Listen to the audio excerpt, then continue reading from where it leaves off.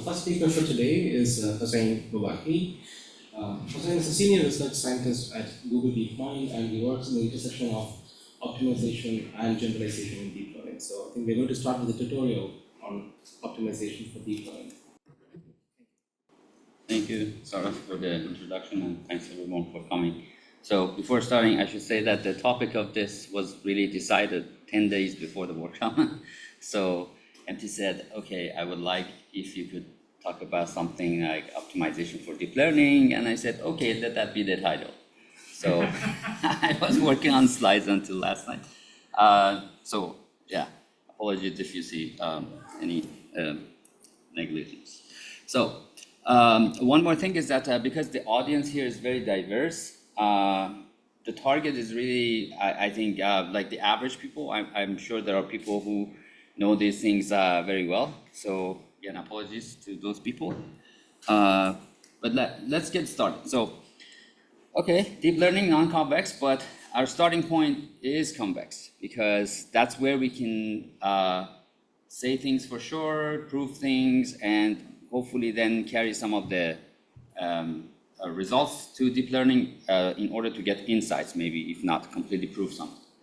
Okay, so let's start with the definition of a convex set. So it's a set of points where if you take any 2 points in the set and connect them with a line, then the entire line segment is also in the set. So here you can see like a figure on the left where any 2 points you pick, the entire line between these 2 points, and 2 points in the set, will be in that set as well.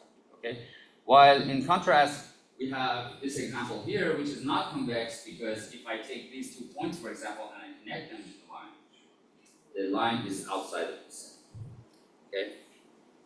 So using the definition of convex set, we can define convex functions. So convex functions are essentially functions whose epigraph is a convex set. And epigraph, Thomas already talked about this, but just to remind you, if any of these is your function, and you consider all the points that are above the curve, then that is called the epigraph.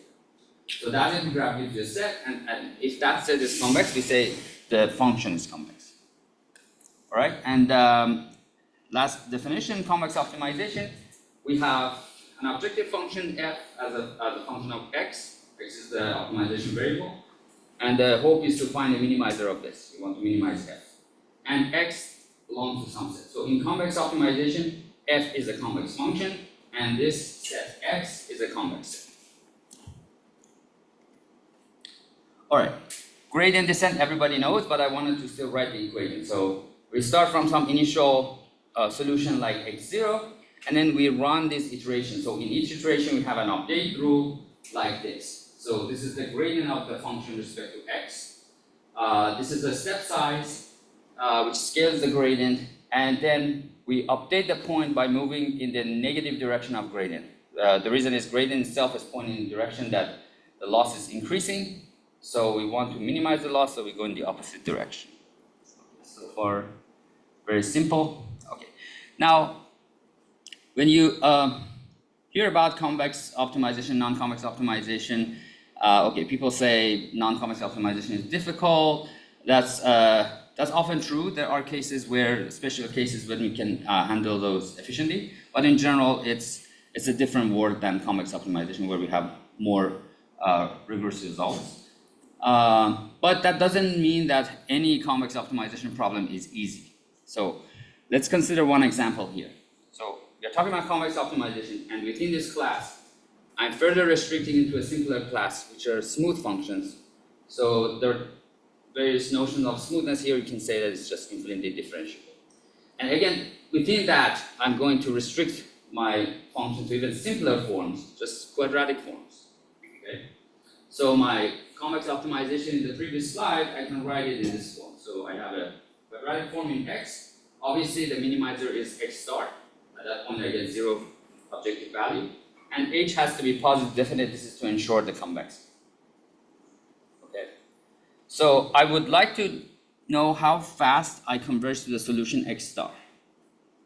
So, like more formally, I would like to see if I can bound this quantity, the distance between xt from x star. Because this tells me as a function of t, then how I'm making progress toward X star. Okay, so let's just write the gradient update rule, no magic. So that's the first line.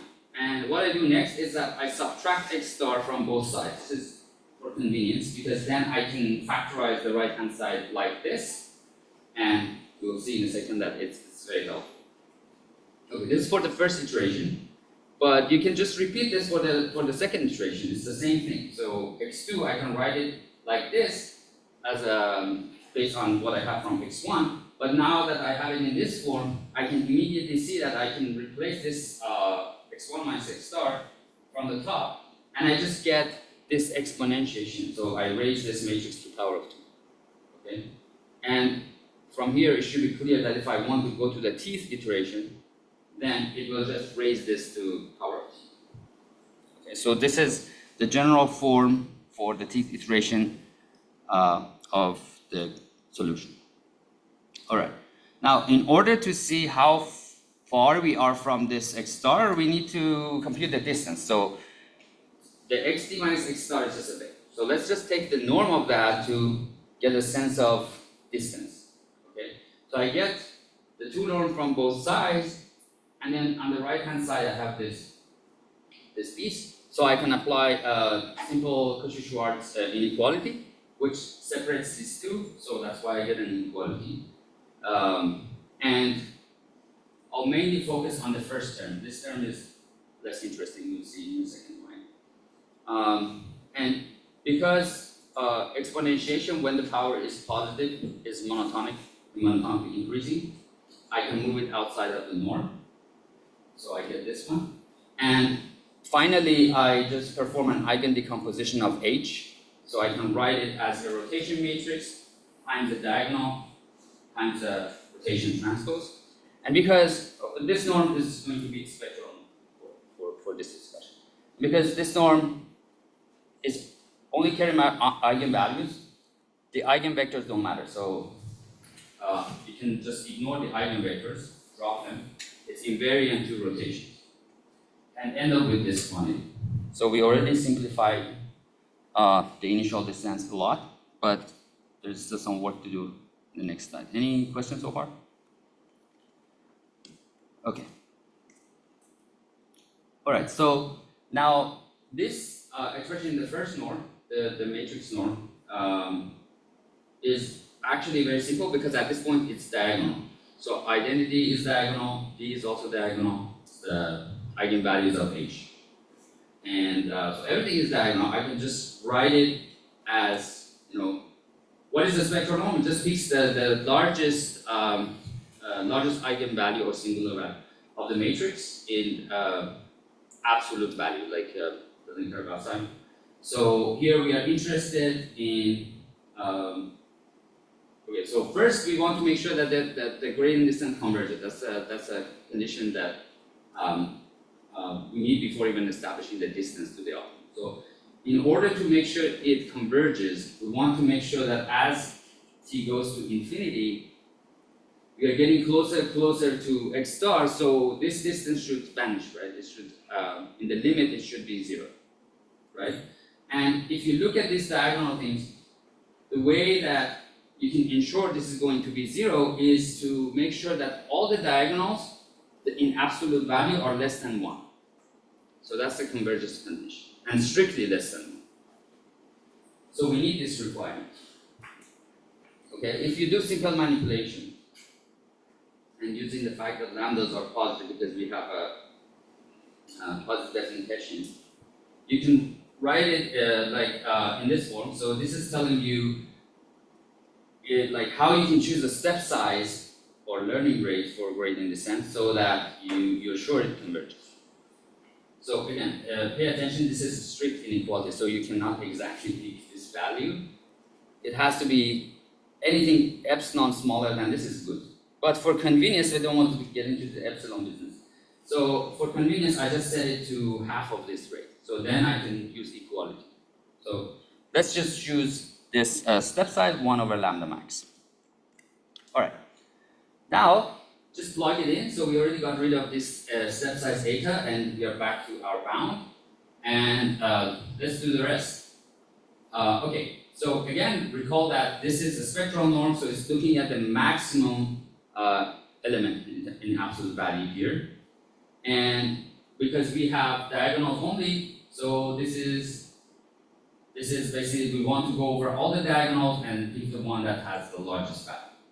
Okay? And it's not hard to see that the largest lambda that can achieve this is going to be lambda mean, because it's negated here, so 1 minus this. And also this thing is always less than 1. So picking lambda mean actually gives you the guarantee that for any lambda, then this holds. Okay? Alright. Now this is an interesting quantity. The ratio between the largest and smallest eigenvalues is a very interesting quantity. The opposite version of that, like lambda max over lambda mean, is called condition number of the matrix. And we'll use this throughout this talk a lot. So from here, you can see that if you want the best convergence, like the fastest rate, then you want lambda mean and lambda max to be the same, right? So that is when you get 1. But because condition number is the inverse of that, so we say that, okay, if the lowest condition number you can get is 1, and that's where the lambda max, lambda mean are equal. But if they are different scales, then your condition number can go higher and higher. So larger means that it's worse. And one more thing is that the best matrix you can think of in terms of condition number is a multiple of identity. Okay, because then lambda mean, lambda max are the same. All right, so the previous slide was theoretically showing that this ratio, the condition number, is the key in saying, okay, how fast you can approach the minimum, right? But let's now take a toy example and look and confirm that. So I have a 2-variable problem, quadratic, and for simplicity, the Hessian is diagonal already. So I have lambda mean, lambda max, and here are the values for the step size that I pick. So that's the value that I chose for convenience. You see, I start from there. I make nice steps, but slow. You see, there are too many points to get to the optimum. So this is another choice, which zigzags, but it takes them faster than the first approach. But still within the stability range, so still less than 2 over lambda max. Here I have 2 lambda max, 2 over lambda max, also with an epsilon to make sure that it's a little bit above that, and you can see that the algorithm diverges. So this is, again, the condition number is the key. So you can see all of these things can be written in terms of the extreme eigenvalues. Can I ask a question? Yes. So even if the upper bound diverges, still there is a possibility that algorithm converges. Okay, maybe you can repeat it with the microphone again. So this analysis is based on the upper bound, right? Yes. Even if the upper bound diverges, is there still a case that algorithm converges? So this is a good upper bound in the sense that you can. So the only inequality, okay. So throughout this proof, everything is equality. So everything is tight. The only place that we use this inequality is this Cauchy-Schwarz thing, where it's tight when this direction aligns with one of the eigenvectors. So if this aligns with one of the eigenvectors of H, then this inequality becomes an equality. So depends on, then I think to answer your question, depends on how you initialize. Yeah, if you happen to be along one of the eigendirections, this is exact. Otherwise, it's a bound. But I don't think, to answer your question, I don't think the bound is like if you diverge based on that, then in practice you converge. I think that doesn't happen. I also imagine so, but I didn't know that. So that's why I wanted to ask. Mm-hmm. Because if we can really set eta to be more aggressive and large, that would be good, right? Well, Okay, so I was still thinking about this one, but sorry, can you say your eta question? What was it? You can, if the initial value is, if H is diagonal and the initial value is exact for one of them. Yes, you get there in one. Then you can, and that's the one that has the word bound, so it's exact. It diverges, but you multiply by 0, so then you can make this. Yeah, it's okay. You can have the bound not be satisfied. You can construct counterexample. Okay. Can I quickly respond to what you said? So if x0 is initialized in such a way that it's aligned with one of the eigenvectors, and if you choose eta in such a way that in one step it converges, even though your upper bound is showing this diverge, it can accidentally converge. Right. So this is a uniform uniform constraint. So you want to make sure that for any point, regardless, because we don't want the result to depend on the direction of how you initialize, because you may not even know what is the Hessian for the problem. So we don't want it to depend on that. So this is something that guarantees, regardless of how you initialize, you still are guaranteed to get this. But yeah, there are these corner cases that can do better than the bound. I didn't understand one thing on the next slide. Mm-hmm. Follow the next slide. Yeah, going from line 2 to line 3, I didn't understand how that's inequality. From here to here? Yeah. Okay, so this is just a diagonal matrix, right? And the spectral norm, by definition, it just means that, okay, you pick the largest eigenvalue in terms of like absolute value of your matrix. And here, because the matrix is already diagonal, so all the diagonals are the eigenvalues, okay? So spectral norm tries to pick the element on the diagonal that is the largest. So it's going to be the maximum of this quantity. Okay, that makes sense? Okay, we're good with this example. All right, now let's go to deep nets. Deep nets are not convex, and yeah, big jump. So yeah, for the convex we can say things and we can prove things, but for deep nets we only get insights and intuitions. Okay, so but just to at least give you some of the picture might be relevant to what we talked about so far in terms of convex optimization. So we can look at this spectrum of the Hessian matrix for large deep networks. So this is taken from this paper. And what you see from these graphs is that most of the eigenvalues are close to 0, and then you have maybe a little bit of the bulk is 0 or close to 0. So what does this mean? This means that your Hessian is extremely poorly conditioned, right? So for conditioning, in the previous slide, you could see the troubles it makes, but if I want to also give you a little bit visual explanation, it creates these narrow canyons that you have to navigate through, and gradient descent has difficulty with that, right? So in the Hessian of deep learning, we have a lot of these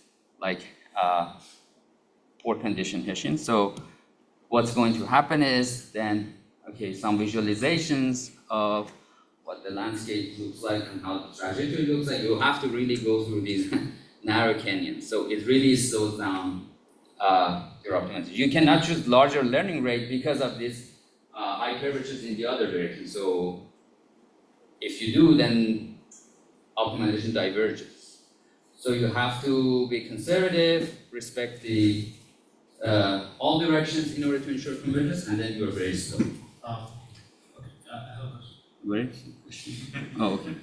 So the statement is true if you just do gradient descent, right? If you do adaptive learning rates, yes, then you can change the learning rates. Yes, it's coming. So, okay, so these are some of the remedies. Oh, there's a question. Okay.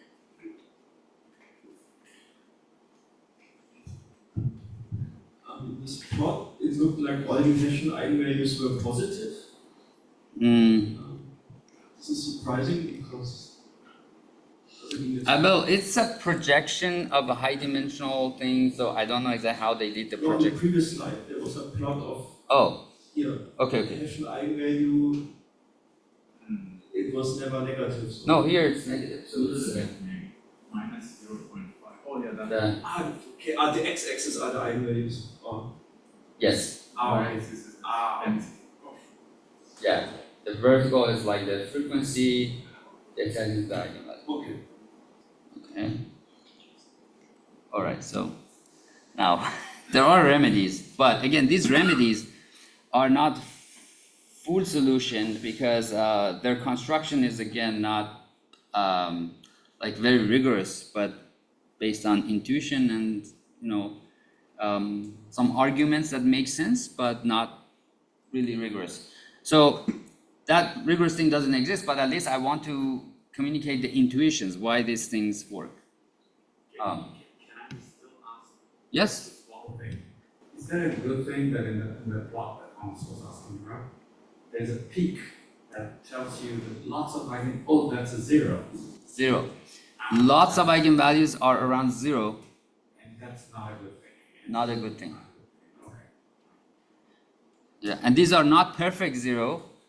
Many of them are near, because if it's perfect 0, then it doesn't matter that much, right? But they are near 0, so they still have some direction to, go down, but very tiny. All right, so let's go over some of these. I'll not cover the residual nets, but yeah, the rest I'll cover in this talk. Okay, let's start with batch normalization. Again, in order to get the intuition, we go back to convex optimization. Super simple setup. Actually, linear regression. So here we have a bunch of points, input xk and output yk. X can be a vector. And actually, this is affine regression because we have the bias term, but you can convert it to a linear regression by just lifting the parameters. So I'm sure everybody understands this. So you just add a constant to one of the input dimensions, and now everything becomes linear. So we get rid of the bias term. So I can write that problem as this form, and okay, guiding like signal is again condition number and the Hessian. So let's first compute the Hessian, and then we will go to condition number. What is the Hessian of this? So it happens to be very simple. It's just ZZ transpose and you sum over that. So this is a matrix, and you can actually write it in this block structure form. So this part is the outer product of samples, and you have the sample mean, and 1 here. Okay. So recall that if we want this matrix to have a good condition number, we want it to be, okay, we have a good measure of like measuring the condition, but the ideal matrix would be a multiple of identity, right? So can we make this a multiple of identity? Okay. So we already have this value fixed here. So the scale is resolved. So we should only think about identity at this point because the scale is 1 already. So we need to make these two things 0 and this thing identity matrix. If that happens, the whole thing is an identity. Okay? And we can do this. It's just a simple pre-processing of the data. So this is your raw data. You subtract the mean, and then you apply this square root of inverse of covariance. It's called whitening. And then it's ensured that you have these properties. Like these are 0 and this is 1. Okay? But how do we go from this linear case to deep net? Again, the connection here is not rigorous, but more of an intuition. So let's think about it in a layer-wise fashion. So the features of each layer serve as the input to the subsequent layers, right? So take any layer, like HL, like this is the representation at that layer. And you multiply with this weight matrix at the bias, apply the nonlinearity, and you obtain the represent or the feature for the next layer, right? So also for simplicity, let's drop this nonlinearity for now. Okay. So We can then apply the same idea layer-wise. All we need to do is to compute this mean and covariance based on the features I have in the previous layer. Apply that to the features to construct their modified version and pass that forward to the next layer. Okay, so whitening process at a layer-wise. But the problem is that this is very expensive because matrix inversion, matrix square root, these are all super expensive. Not, I mean, super in the scale of like deep net, if you have small problem. So the approximation to this that is used in practice is by replacing C with just the diagonal elements. Because this is a covariance matrix, the diagonals are just the variance of individual coordinates. And this is what you get. So it just says, okay, subtract the mean, divide by standard deviation for each. And that's the intuition behind batch norm. This is what batch norm does. Any questions so far? So I hope this connection to whitening clarifies, okay, how this is affecting the Hessian and the condition number, and that is affecting the trainability of the model. All right.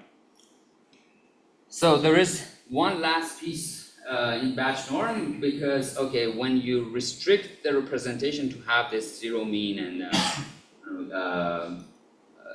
unit variance, the issue is that, okay, you may wonder, okay, you may not be able to represent a certain class of functions because you limited the expressivity of the model, and that's true.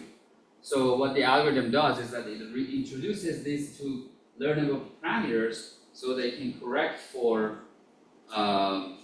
like your modified features.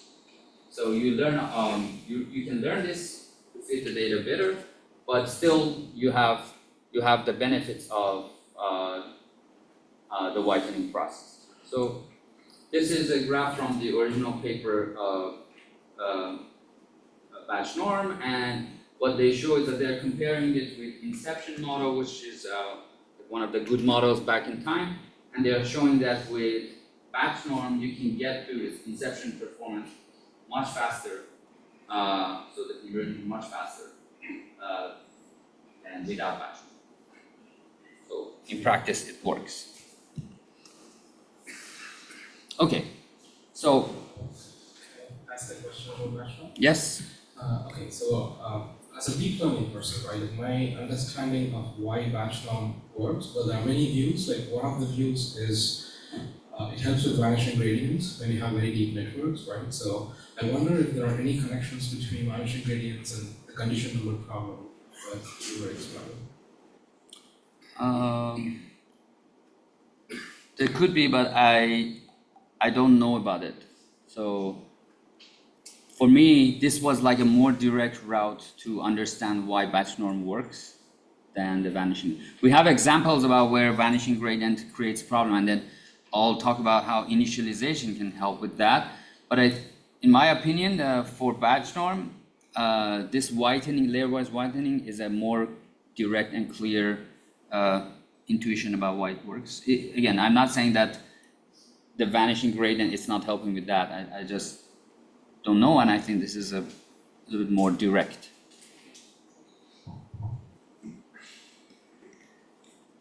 Okay. All right, so batch norm was one way to help with poor conditioning, but there are other ways, as you mentioned earlier. We can also use, we can also change our optimizers, and yeah, one of the simplest ideas that work very well in practice is momentum. Okay, so what momentum does?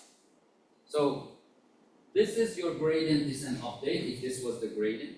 So in momentum, we are maintaining another vector that kind of shows, okay, on average, how the gradient is looking, okay? So there is this weighted average between the current gradient and what I had in my buffer from the past iteration, and I'm getting a weighted average too. So, and then use that in place of the gradient from the current iteration. So this is kind of like averaging the gradient from this iteration and the past iterations in like something like a exponential moving average. Okay, and why should that help? Let's go back to our gradient descent example. So that was a problem where we had convergence, but we had a lot of zigzags, right? Why averaging should help? Because if you look at the trend, okay, so I go up, I go down, I go up, I go down, but I'm also making a little bit progress toward the optimum, right? But these up and down are in opposite directions. So you can think that if you add them together, they will cancel out. And what remains is, the bigger trend, where this is going if you remove the zigzag effect, okay? So that's the intuition. And in practice, you can kind of see that happening. So when you run the same example with momentum, then you will see that these zigzags are now less severe, and we have a more clear signal about the direction where we need to go. So I'm not changing the step size parameter. So it's the same step size parameter, but momentum has this new parameter beta, so this is put on that. So you can see that you can leverage the past gradients and their averages in order to reduce this zigzag. Again, the key is to note that these zigzag events are like in opposite directions, so that's why averaging helps. They cancel out. Okay, so very simple idea, but very effective. But can we go farther? So in momentum, we are still like treating all the coordinates of the gradient equally, right? So there's only this scalar beta, which is affecting the entire, for example, elements of this momentum equally, right? But can we do something smarter than this so that we can adaptively choose how to adjust the scale of each coordinate in the gradient? So now we get to this grad idea. So the main idea is as follows. So similar to momentum, we want to look at the past values of gradients, but we want to know also how they vary and what is the scale in different directions. So we maintain an outer product of individual gradients. So if you look at the singular values, singular vectors of this is telling you, okay, in what direction, how much past gradients have been moved, right? So this is capturing some notion of the scale of gradient from the beginning till now, and like momentum, but it's just in a vector form. And then I use this to normalize my gradients at the current state. So this is how you normalize. You first of all want to inverse that, so they normalize it by that, but because this is squared, so there's also the square root to bring them to the same unit. So that is the main idea of algebra. Of course, there are a lot of technical details. You can read the paper. My goal is to just give you the first exposure and basic intuitions why they work. The theoretical algorithm is not practical because, again, we have this monster here which we need to compute the metric exponentiation, so inverse and square root. And that's not practical, but again, diagonal approximation for rescue. So we only consider the diagonal, and that reduces the idea to a simpler form that now is easy.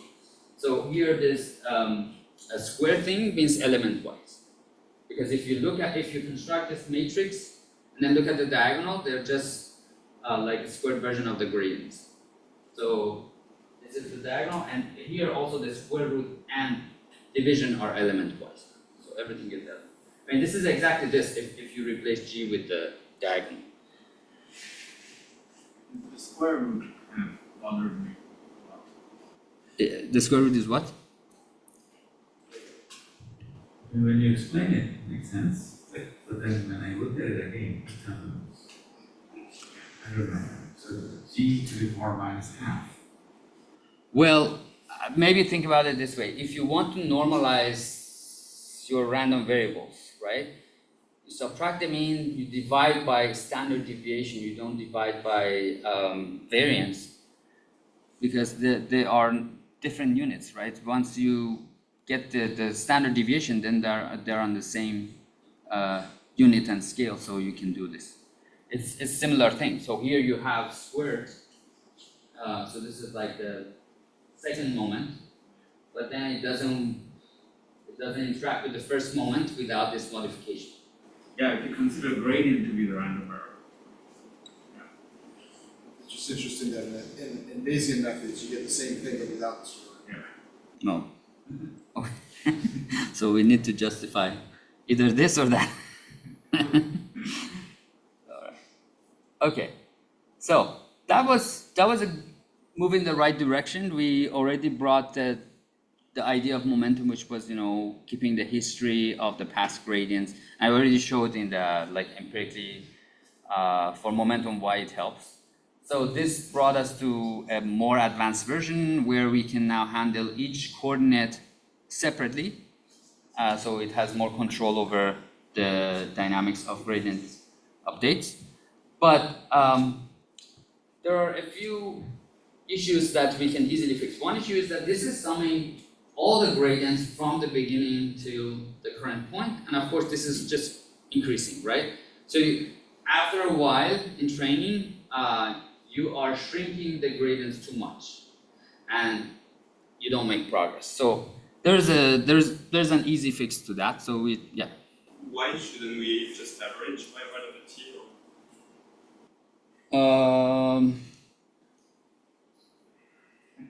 Yeah, that's another way to do that.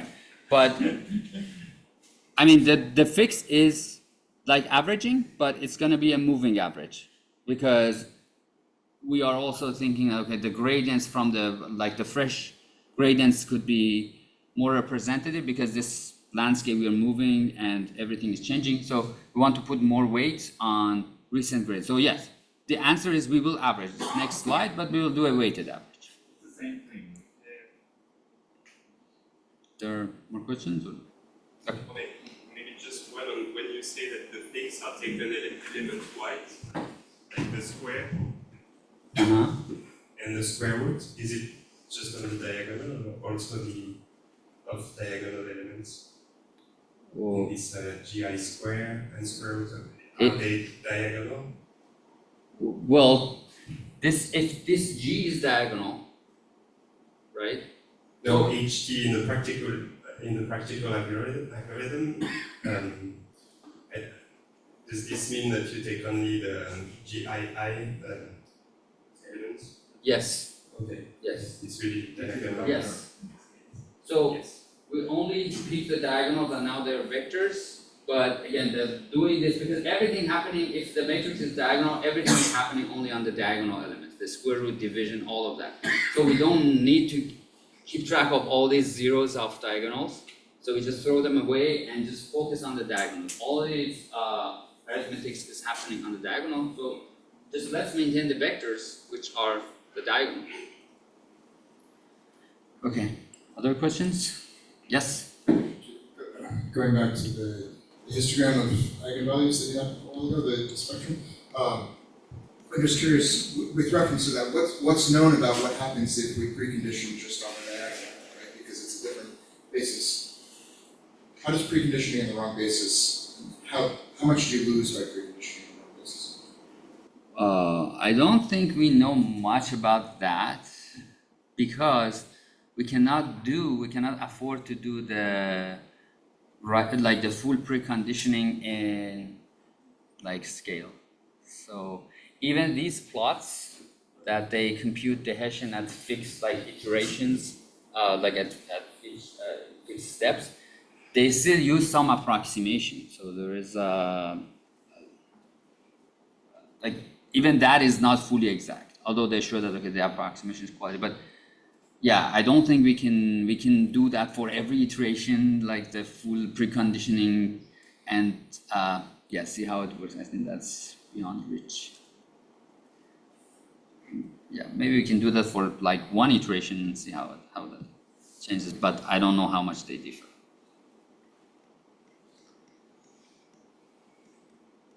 Okay. All right. So Adam, which is one of the most popular optimizers, is just fixing some of the issues that I showed with the graph. So one of them was the weighted average thing. So yeah, it just, instead of like accumulating this g squared, it does a weighted averaging, exponential moving average. And also it does it also brings back momentum also into picture. So you basically track by this exponential moving average both the g's and g squared. And then the update is similar to graph at the end. So you see that you multiply by the square root. It's just adding these moving averages. That's, I think, the main idea, the main difference from there. And then it works. Okay. All right, so we are now entering the last part of my talk. Any questions so far? Okay, so far, all the discussion was around the curvature, right? Everything was about Hessian and condition number. Yes, it's a very good guiding signal. But we were assuming that the gradients are available, right? Is that true? So it turns out even getting a good estimate of gradients is not like easy, because with depth, you can think about even if you have like these matrices, right? Just a forward pass. So you have multiplication one after the other, and for a second, forget about the activation functions. And you can see that it's very hard to keep this product stable in the sense that, like, let's say the norm is one of the final like product. So you obtain, like, if you apply this product of matrices, you get one final matrix at the end, right?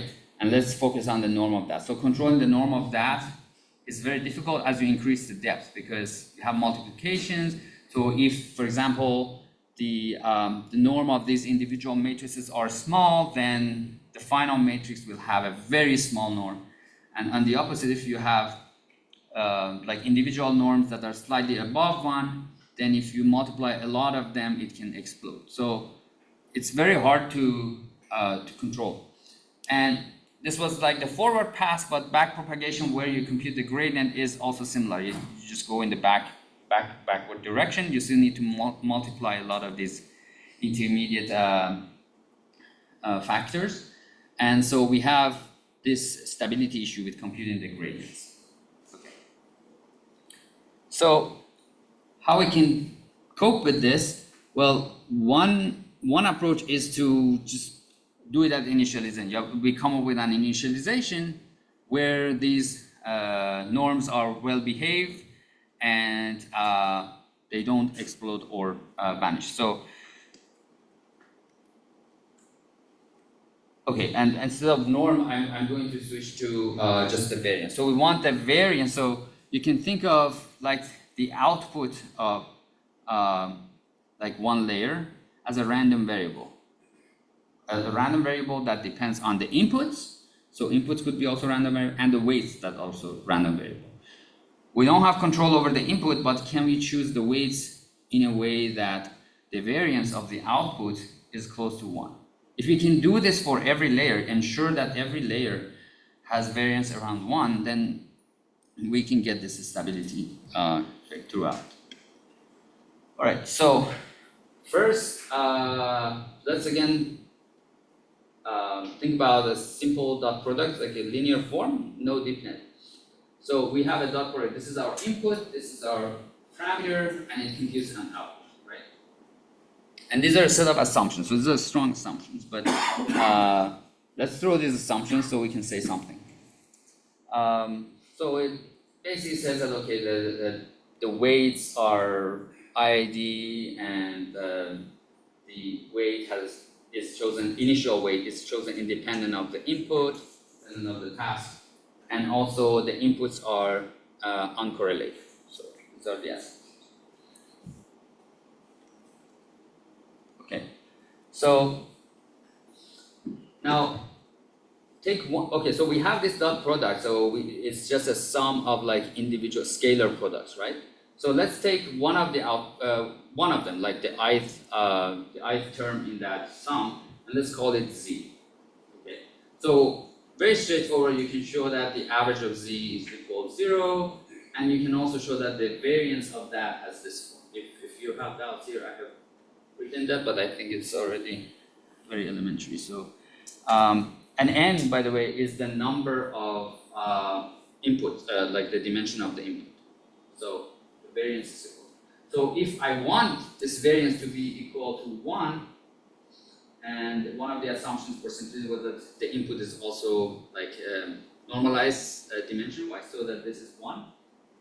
So we can ignore this. So if I want this to be equal 1, then the variance should be just 1 over n, number of inputs. So if I choose my initialization in a way that it respects this, the distribution of w, random w that I pick, has this property, then I can say, okay, the variance of the output is 1. Okay. So this was for one layer, right? We had one input, one output. But now again, let's put this together in a layer-wise form. Incrementally build this for next layer and see what else we can say.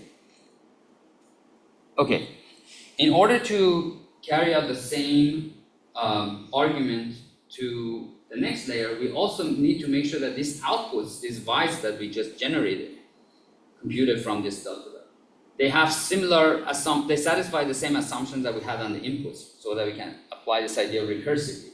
And the first assumption was that, okay, the input was decorrelated, right? The input dimensions were decorrelated. And you can verify that again, that's the case using the assumptions that we had. So here, if we have two outputs, there is one dot product like x times w gives me y, and then there's another w prime, x dot w prime gives me y prime, right? And so I can show that the e of y prime is equal to 0, which means that, okay, they are uncorrelated. So this is important because it now allows me to treat this as the input and build this idea recursively. So actually, if I do that, I can say that for any layer, I can choose the variance of the initial weights such that it's 1 over number of inputs of that layer. Okay. So very simple. But this argument was based on the forward pass, right? We were saying, okay, if I go from input to output, I want the variance of the output to be 1. When you have back propagation, you want the gradient flow from the opposite side. So everything is flipped.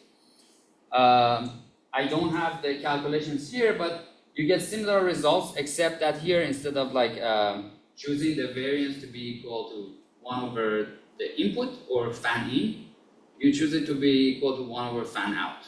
So that's the number of out. So you want that to be true. These are conflicting, so what this Javier initialization proposes is that, okay, let's just average them. And this is the average value, and this is the strategy that then they use to initialize. And again, it works. So there are some assumptions that are irritating. For example, the linearity assumption. And in the original paper, the way that they justified that was, it was for tanh networks. So they were saying that when these variances are controlled, you are not that much in the saturated regime. So you are close to the linear regime. So this linear, dropping the nonlinearity doesn't create too much of a problem. Of course, approximation, but that's how they justified this. But if you go to ReLU network, then this is not true, right? Because when you have ReLU, then, for example, the expectation is no longer 0 for the output. And there's a follow-up on this initialization by Cumming-Hay, and it's called Hay initialization, which looks very similar to this, but I think it just adds a factor of 2. They have, again, some analysis how they derive that, but the basic form is this. It's just different up to a scale factor. So the core is this thing. Okay. Yes. The main idea behind choosing all these initializations is so that the output becomes like a Gaussian noise. At each layer, and also at initial, because as you train, okay, you don't want it to be like that, but at least you put it in a good initial condition that it can make faster progress, because you are not 10H, you're not saturating, but in general you have like stable gradients. And how does initialization play with benchmark?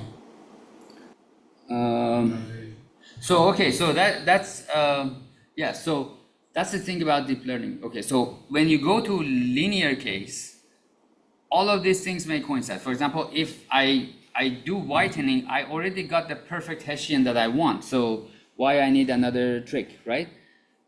So for linear, many of these things actually coincide and do the same thing, but it's for nonlinear case where, okay, each of them may be helping a little bit in that direction, but not completely, and that's why you need all of this together. One thing I didn't talk about today is ResNets. Again, that's another thing that tries to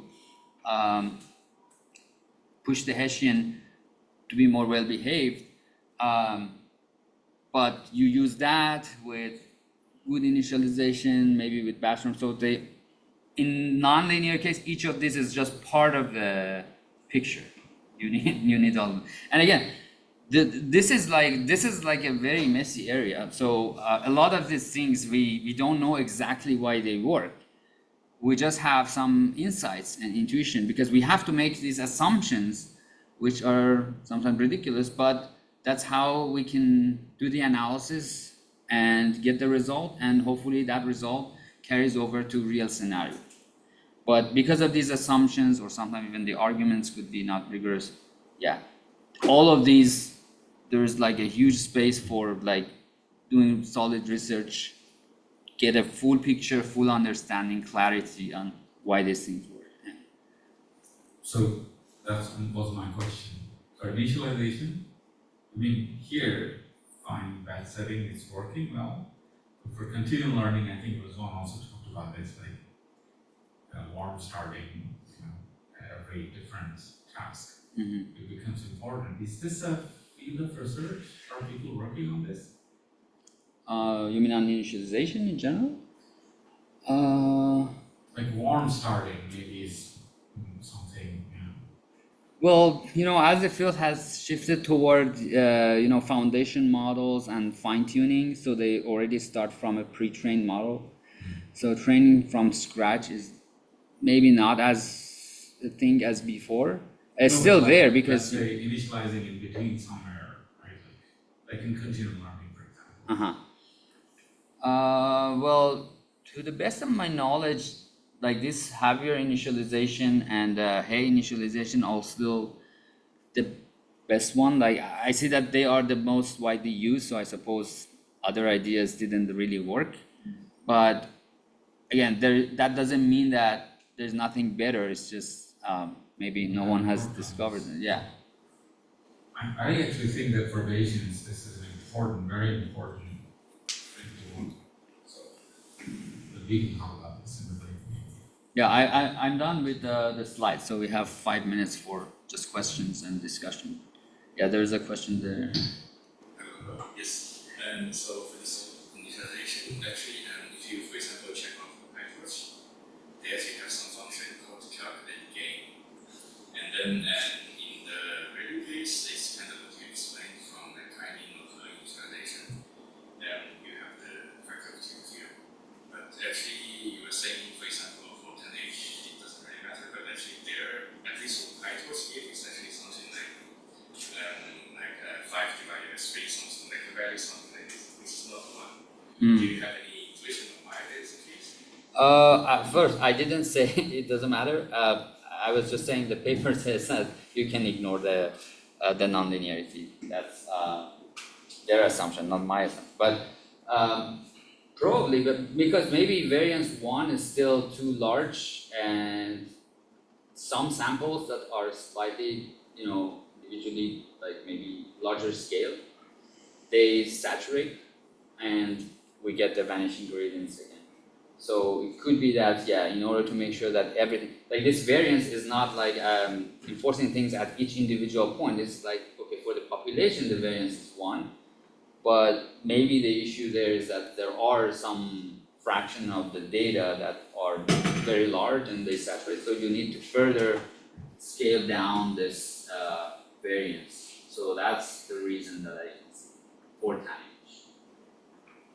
And speaking of initialization, I think there's actually another kind of trend that is also coming to term, not less popular, but I think actually I tried it, actually also works. Is this like orthogonal initialization with the nature error, or is that there's some solution? Like stable variance. So they have your paper. I think they compare with orthogonal initialization, and also they say that it doesn't work as well as this initialization, but I don't remember the details of what was their justification. But okay, so this Javier initialization is like this Javier is actually the name of the student, so from Benjo lab. So there was a paper on this initialization by him and Benjo. And then in that paper, if I'm not mistaken, they mentioned orthogonal initialization, but also why this is superior, why like that one is not working well. But unfortunately, I don't remember the reasoning. Yeah, thanks. I think actually right now because everyone says organization layers, so it doesn't really matter that much anymore. Because actually, I mean, like the default, like trusting practice actually the common initialization. It's neither of this, and then people just always that. I think that's Yeah, so I told you, like each of these pieces are helping a little bit in some direction, and their interaction at the end, maybe some plays a stronger role, and you just are better off not using it. So layer normalization, maybe it's doing something to batch norm, and so maybe just pushing from that direction, and maybe from, I don't know, residual connection already gives you a lot of boost that there's little headroom for initial. I don't know the combination, and for specific setup that you have, yeah, maybe some of these things help more than the other, but at least all of these things are there, and yeah, maybe there is another architecture where you need to use this, but yeah, I agree that how much they contribute for a specific setup is like very task dependent. Here, the idea is to preserve the variance along the network. And there is this other line of research where one wants to preserve the correlations between between two different inputs. And it's it goes along the edge of chaos line of research. There is this paper by Poole and Porters and another one. So do you think it's also something that works in practice? Do you think it's used? You know, I think these are the ones that are mostly used in practice, like this Javier and hair initialization. Because I'm not a practitioner myself, but I talk to people who work on Gemini and train those kind of things, and they confirm that, yeah, that there is like literature, but at the end of the day, these are the most popular ones. So if you have any idea, it's enough to like consider this as your baseline. Can I just add a comment? Well, that's completely right, because one of the main reasons why people just use Xavier or hair initialization by default is because it's implemented in PyTorch. And it's true, like so there's this heavy bias that like people nowadays don't look at what initialization is there for the model. They just create the model, it's internally initialized by PyTorch. Like if you change the initialization layer, like inside PyTorch nobody would know, and they would use a different initialization. So there's no real reason why we are still using Xavier initialization. It's just that it's there in the package and everybody's using it. Branding, huh? Just wanted to share you more. Actually, the way you present it is the right way to think about it, and these remarks are the right way. If you want to get into the weeds of the theory, including results, what is going on,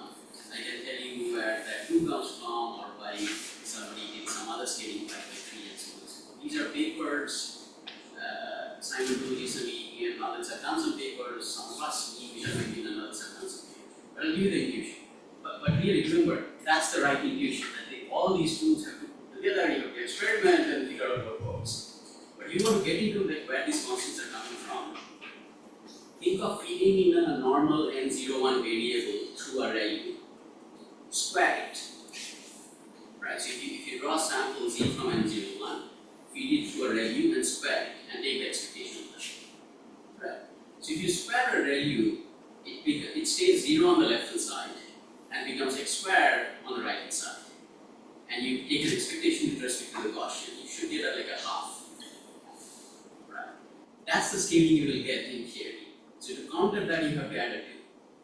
Okay, so that's basically to control the spectral norms of these random Gaussian random matrices and so on. If you're using hyperbolic, LU, this and that, is feeding it through the activation function, squaring it and taking expectation with respect to whatever stays unchanged actually. So this is, I would say the earliest paper was by Simon Jason Lee and team for author paper 2019 in ICML. Some of us have done follow-up papers this year. So that's the 2 and the 5/3 and so on. But again, I'll basically, the way you present it is the right way to think about it. Unless you want to get into the weeds of, I want one concentration of Gaussian random matrices. No, I think people need to get into the weeds of this, but some of us are doing I think the purpose of the tutorial was exactly to like set the stage so that they see the weeds and get into the weeds. It was not like choosing one of these and going very deep into that, but rather getting a broad overview of this thing. But yeah, thanks for mentioning those words.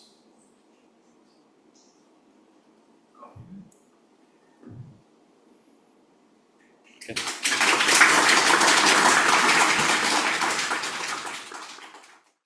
Okay, yeah, let's continue. So, yeah, this will be more on Hessian in this talk and how it can explain some of the mysteries related to sharpness, regularization. Some of you may have already heard about SAM in the previous talk. So we'll talk about that and maybe you can shed some light into why it works. So this is joint work with my collaborators, Jan and Atish.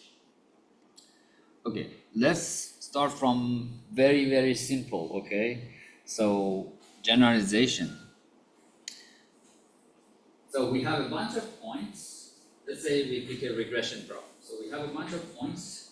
This axis is the input, this axis is the output. We have training points, and we want to learn a curve. We want to fit a curve to this data, so that at the end, if we are given this query point, the psi point, we can tell, okay, what is the predicted value, the vertical value.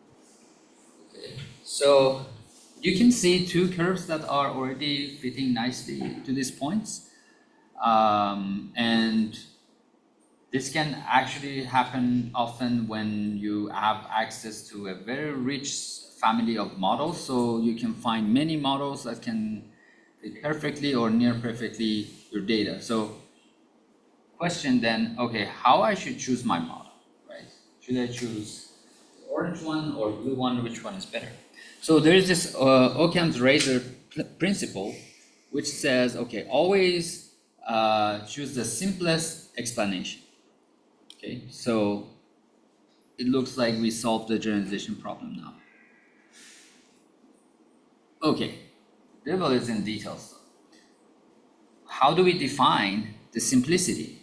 That's where the glitch is. So there are many notions of simplicity or the opposite, complexity, in the literature of machine learning. It can start with very simple things such as parameter counts, right? Because the more parameters you have, the richer the model, you can fit the data better.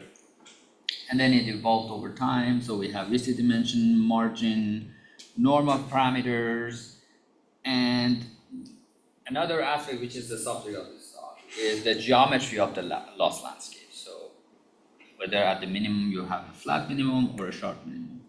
So all of these like formalisms for complexity or simplicity, but the focus of this talk is on the last one.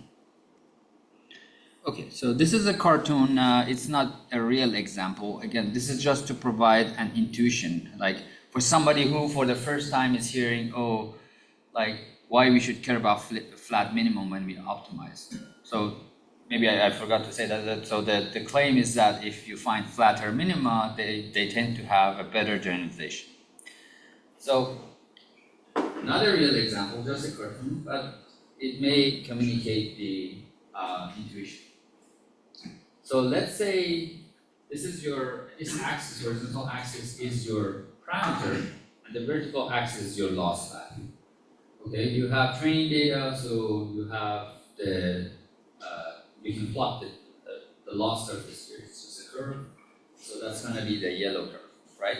And let's say there are 2 points on this curve that minimize your loss. There's one that's flatter, and there's one that's sharp. Okay? So from training perspective, if you only care about the loss value, these are both like valid, good points. They give you low training error. But in this cartoon, let's say that your test or the true distribution of the data gives you also a loss surface, which is like the ideal goal. We want to find the minimum of that, but of course we don't have access to the true distribution of the data. But conceptually, let's say that we had access and it would be something like this. Why it would be something like this? It doesn't have to be. First of all, it's a cartoon. But the intuition here is that like the training loss is a proxy for the true loss, or so it shouldn't be too different. So maybe there is like a little shift or change, but it doesn't change things too much. Okay. So if I choose the sharp minimum, then because by small perturbation I can vary things a lot. So instead, at this point on the test loss, I can get actually very poor performance. While for the flat minimum, this difference is much smaller. So this is assuming that the train and test are not too different, the loss surfaces. And there are counter arguments. Razvan is sitting here, so he has a paper on that. There are cases that, like in ReLU network, you can, for example, reparameterize the network in a way that suddenly the Hessian becomes your minimum suddenly becomes sharp, but it's the same function because you just like multiply and divide at certain layers. You want to say something? Yeah. Okay. Sorry, just a comment on that. I think it's more constructive not to think of it as a counterexample, but more just pointing out that the definition of flatness is somewhat lacking. So I think the point is flatness is useful, but we don't know how to measure it, because the way typically people measure it, you have these constructions where you arbitrarily change the flatness of the function without changing the function. So then like it becomes a bit meaningless. But yeah. Very good point. Yeah, the flatness is just like a qualitative concept, and how to quantify that. There are many ways, and which one is the right one? I think that's the open question. So at least quality. Yeah. There's no D flat minimum. There's a flatter minimum, or maybe sharper minimum. But often, lots of young people I hear telling me that it goes to D flat minimum. Okay. Yeah. So it could be even a continuum, right? So it could be like your stationary points could be like connected to each other, and as you are navigating, maybe some end you have more flatness, the other. So yeah, it's not just one point. All right, and then yeah, there are arguments that why this flat minima should generalize. Here are some papers, and then some of them propose techniques that you can incorporate in your optimization and improve generalization. So,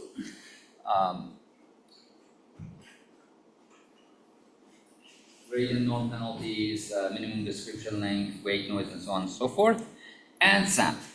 So, okay, so I am one of the co-authors of SAMP. So it's like, I don't want to say that it's working very well because I'm the author, but it looks like that people are appreciating it. So people are saying that it works well in practice, so I take that. And we want to understand why that is the case. Because if all of these techniques are aiming for flatter minima, then what is the difference? Why with those we got limited or mixed success, but with SAM we got good success? Okay, what's the difference? Okay, so when we are talking about flatness, it has to do with curvature, and that means that, okay, maybe we need to think about Hessians. So Hessian is going to be a central object in this talk. There are like challenges when we want to like work with Hessians, especially at scale. So on the surface, we see the clear one. So it's a giant object. If you have n variables, then your Hessian is n squared elements.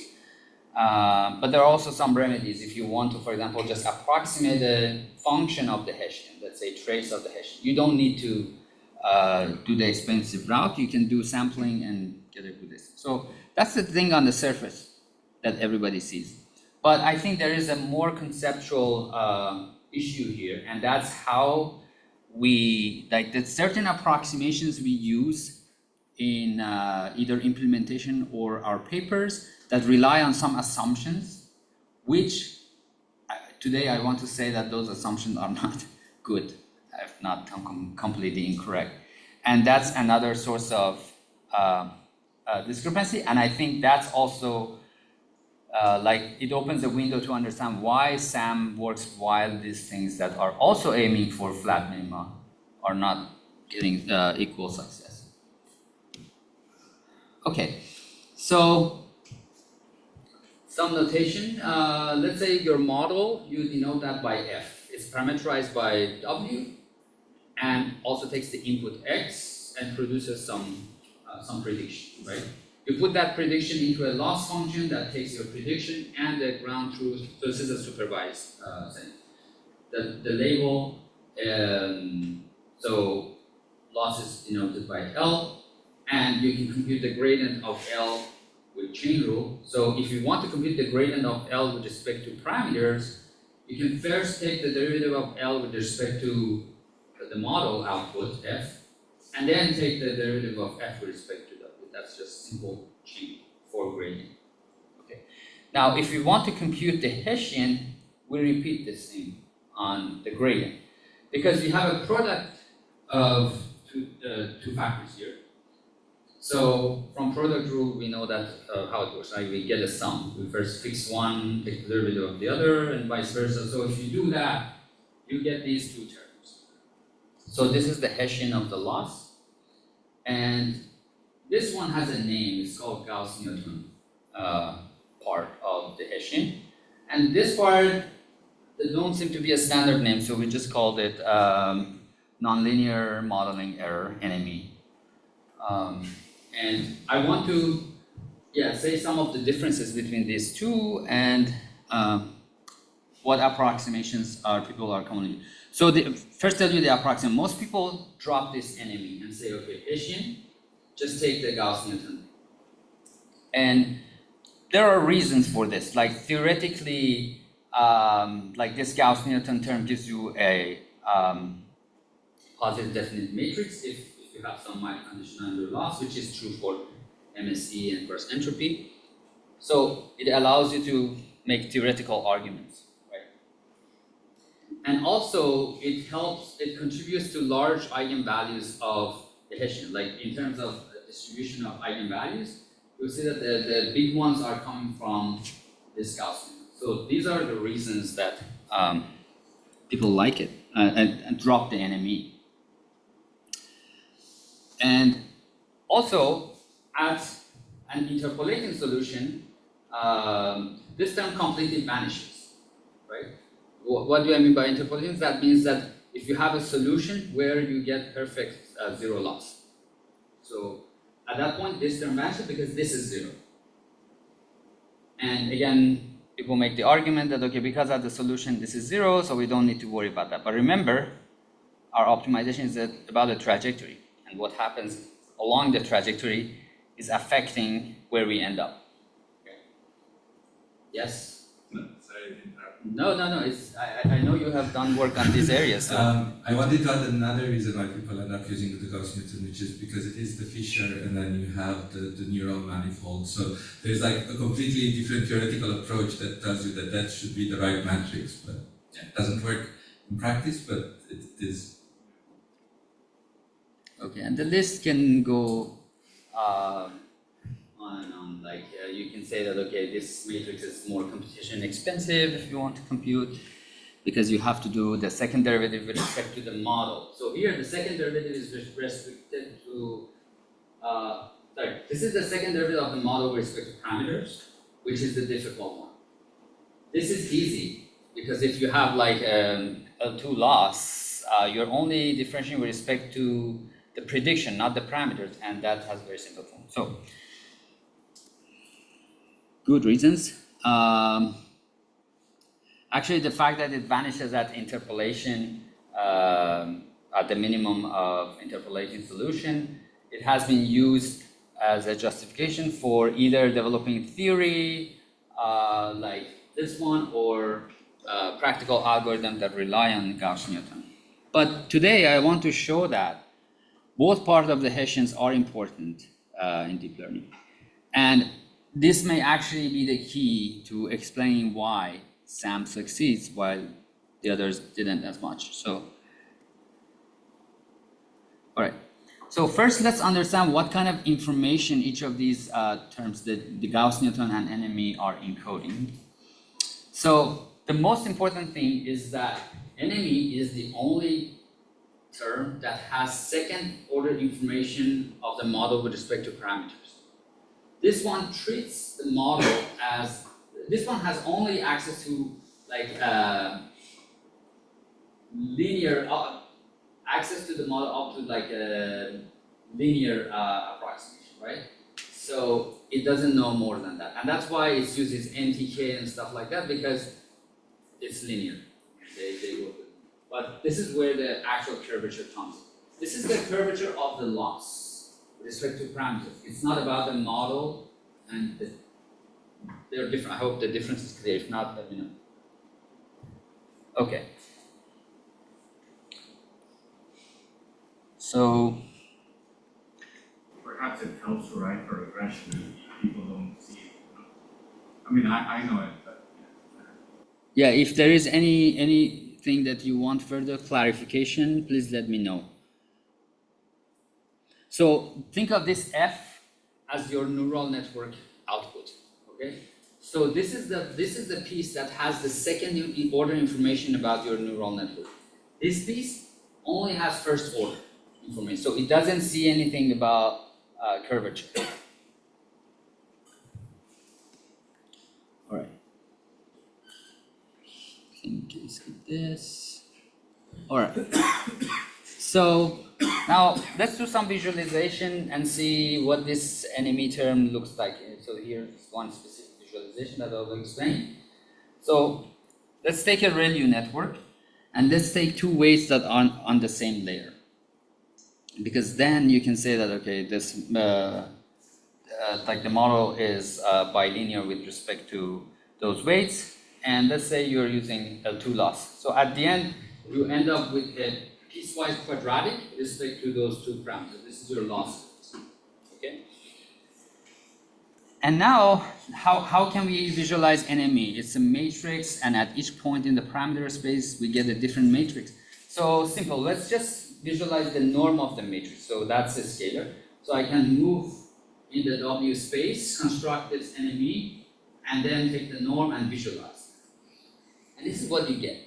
So almost everywhere, this NME is 0, except at these boundaries. So these are the boundaries that are connecting these piecewise regions. So that's where it's having some signal. Okay? Everywhere else, it's 0. Well, why this? Okay, so why there are so many zeros here? It's like the answer is very simple. Because NME involves second order derivative of the model with respect to parameters. By chain rule, you will say that at some point you will have the second order derivative of the activation functions. Okay. And the second order activation, the second order derivative of the activation function for ReLU, not good. So first let's start with this one, which is for ReLU. So that's a ReLU function. I use the smooth ReLU because here you would get a perfect impulse and I couldn't visualize. So slightly smooth version of ReLU. Take the first derivative, that's what it looks like. The second derivative, as I said, looks like a delta function. The more like realistic that ReLU is to the actual ReLU, the more like delta function. So it's 0 everywhere except at the origin. Okay? And why is that an issue? Because, okay, maybe we can look at a little bit of the history of the activation function and their evolution. Okay, so there was a day where ReLU didn't exist. Tanish was the dominant activation function, right? And people were saying that, okay, in gradient descent or in backpropagation, you need to compute the derivative of this activation function. So for Tanish, you would get a delta function. Sorry, not a delta, but something like this, so very picky. And that's leading to vanishing gradients because in many regions in the space, this is almost 0. And when you have deep models, you multiply this, so they become more and more like smaller and smaller, and they vanish. So this, like in their language, I think they were saying that there is no information flow from error is not flowing from the top layers to the bottom layers.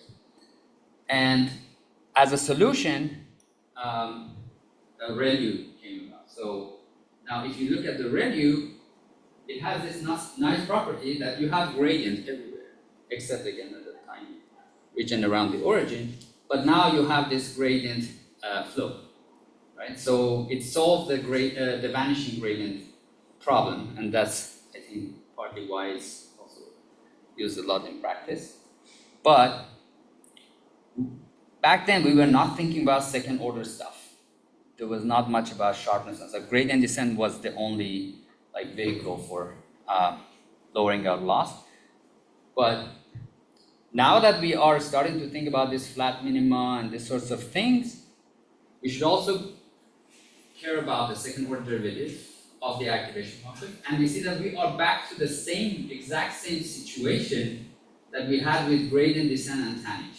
Exact same problem is affecting the trainability of the model if we have sharpness or flatness somewhere in the formulation. So there is a question. So in the previous slide, the weights that you have here, W1 and W2, but they're in different layers, but are they? Same layer. Oh, they are in the same layer. Same layer. Okay, so they can never be typed. Yeah, if they're in different layers, then you get a multilinear form. But I wanted to do a piecewise linear, which is more familiar. So I picked them in the same layer. So, yeah. Okay. Okay. And again, remember that NME was the term that had the second information of the loss, and therefore it involved the second order derivative of the activation function. So if we just switch from ReLU to some nicer version of ReLU, there is one called, for example, GELU. There are many of those, CELU and I don't know. But this one is like the one we picked. And now if you visualize the NME, you can see that, it's actually showing signal. It's not like completely blank everywhere. And why this is important, because again, if we care about second order information and flatness of the loss, and we want to incorporate, we want the model to contribute to that, we want to have this signal. We don't want it to be 0. Okay. All right. So let's see. In this plot, we have, in this plot, we have SAM and gradient penalty norm, all I'll say in a second more about them. But for now, just consider them as two different optimization techniques that try to find flat mean. So here, so Sam has a hyperparameter called rho. When rho yes.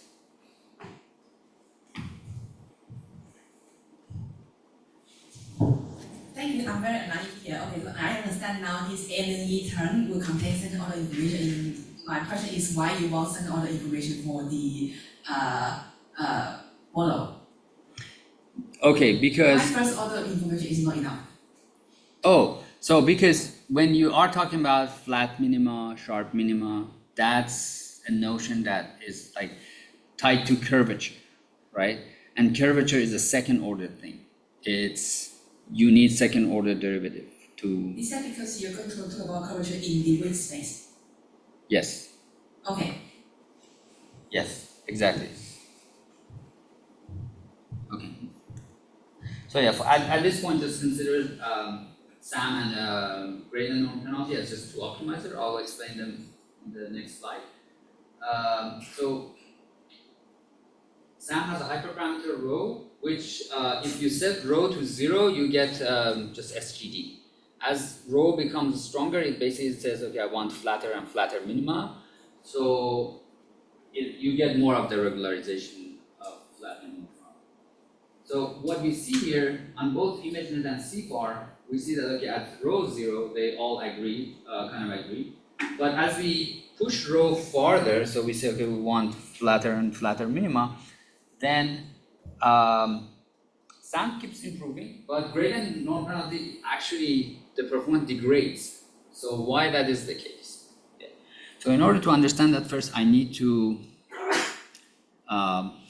give you like a quick introduction about the SAM formula and then how it's related to gradient norm. So intuitively, gradient norm, you can think of it as if you use it as a penalty, it's also like trying to push your model toward regions that are smoother, right, flat. But I'll make it more rigorous here. Okay, so SAM starts from this min-max optimization, which we discussed yesterday. So like typically, we don't have this inner, like in gradient descent, we don't have this inner optimization. We just want to minimize the loss with respect to W. So that says this vast loss landscape. I just want you to give me a point that attains a low loss value. Then I'm happy as an optimizer. I don't care about what happens in the vicinity of that. What SAM says is that no, I actually care. So if I perturb my parameters a little bit around the point, then how the loss changes and what is the worst case scenario, like what is the largest value of loss that I get, and I still want to make sure that that's small. So this says that I find a region that everywhere has like small loss, right? So something is flat. So that's the formulation. Should be intuitive. Any question? So this is like theoretical motivation for SAM. Okay, so but it's a nested optimization problem. How do we solve this? Well, the maximization problem is not any easier than the minimization problem because we have a monster like a deep network and we don't know how to maximize or minimize it. But if this epsilon is small enough, we can rely on Taylor expansion. Okay, so let's say that epsilon is small. Then you can linearize this loss with respect to epsilon, and now you have a linear objective subject to a ball constraint, and that has a nice closed form solution. Actually, this is the solution. So it just normalized gradient times rho. So we use this approximation and plug it in to obtain our new objective function. Now this is like a minimization problem. You can use gradient descent or atom or whatever you want. Okay.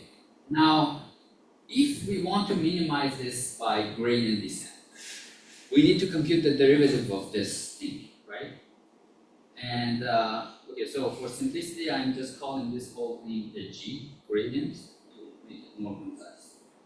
All right, so if I compute the derivative of this SAM loss with respect to W using chain rule, first of all, I get the gradient of L evaluated at this point times the gradient of this argument with respect to W, which is this. And you can see this identity plus a Hessian related term. Okay. So what we do in SAM algorithm is that we say, okay, Hessian is expensive, so let's drop it. Okay, we end up with identity. And the actual algorithm looks like this. So there is no Hessian. The update rule involves no Hessian. Okay. Still not gradient descent because you are going in the direction that is like maximally increases the loss and trying to compute the gradient at that point. But yeah, it's not the original min max problem. You never tried like doing diagonal of Hessian or something like that? No, we tried the full Hessian, but and a small problem, I think you'll see for 10 or something. And then we noticed that having full Hessian hurts. And today, it will tell you why. I mean, back then, we used this as an approximation. So it was like this was the holy grail, but this is not. But today, we will understand why this approximation is good. You did report this in the paper, I suppose, right? What was that? Did you report that in the paper? We report in the paper that if you do the full Hessian, you almost have the same performance, but slightly worse. Slightly worse. But yeah. But that was based on limited experiment. For the rest, we did like very thorough experimentation. Okay, so that's SAM. Anything about SAM so far? You see there are multiple approximations from that ideal min max to get a practical update. Now, why are we comparing that with gradient penalty? So intuitively, I told you that, okay, penalizing the norm of the gradient also encouraged the optimizer to go in flatter directions. But actually, it has a closer connection with SAM. So let's go back to like this like objective function that SAM tries to minimize. And again, do another Taylor expansion with respect to this perturbation parameter around 0. So if you do that, math is very simple, but you end up with this. So this is just loss plus rho times the gradient norm penalty. So what this is saying is that if rho is very small, SAM and this gradient norm penalty are equivalent. But it's only when rho, I think, Professor Banerjee here, I think he had some observation that, it's actually when rho is large that's useful, and they are not equivalent anymore. Okay. But yeah, if you want to follow this like gradient norm penalty, now your update rule will involve the Hessian, right? Okay. So how did that H come out to be? Maybe it was too quick for me. Oh, because you need to take the gradient of this. So this is the loss, right? This is the loss you want to minimize with respect to W. And then when you compute the derivative of this with respect to W, you see the second order thing, right? So that's the Hessian, and you also, this thing again shows up. Okay. So let's see what we have here. So we have ReLU and JLU. Okay, so this is, I think, the repetition of the figures that I had earlier. So it's comparing SAM and gradient penalty, and we see that gradient penalty doesn't work. Now, if, like the claims here were that, okay, with ReLU, we are losing this enemy, and that's important. So what if we just plug in JLU and try it again? So this time we see that gradient penalty is working actually very well. So one of the things that you need to consider if you care about sharpness and flatness of minima is to move away from ReLU.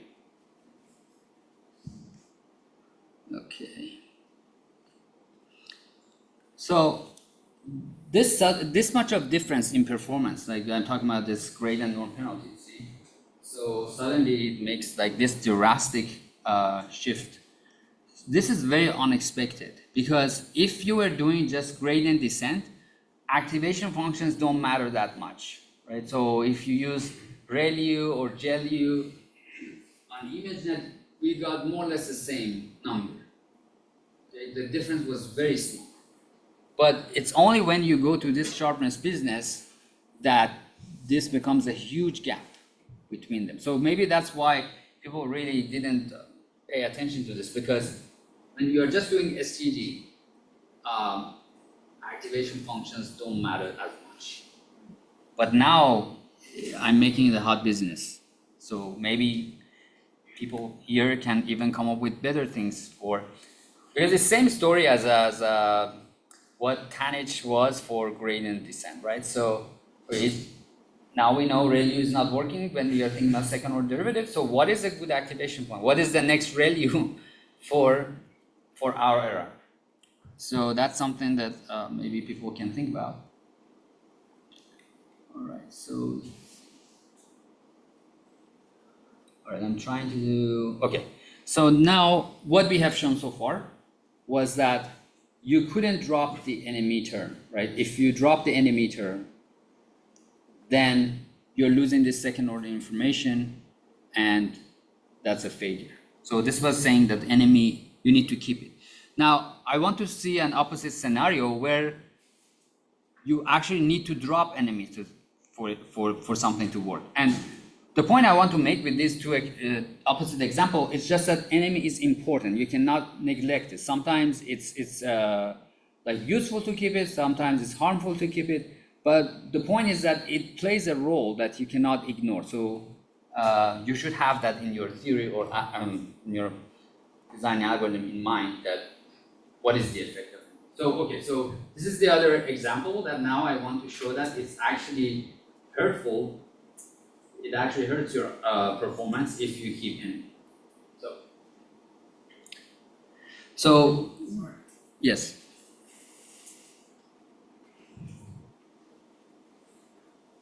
Sorry, just a little bit before we start this session. So I was trying to wonder if the properties of the second derivative of the regular, would that be closely related to the idea that I could reparameterize my network to like change the sharpness of the minimum? That is, yeah, that is, you mean with ReLU, there is a simple reparameterization that you can do and end up with the same function, like it takes input, produces the same output, but the Hessians are different. Yes. So I was wondering, like, as you're saying, because with the GeLU for like small values of beta, then even the enemy has like more structure, like would that prevent that? Is there any relationship?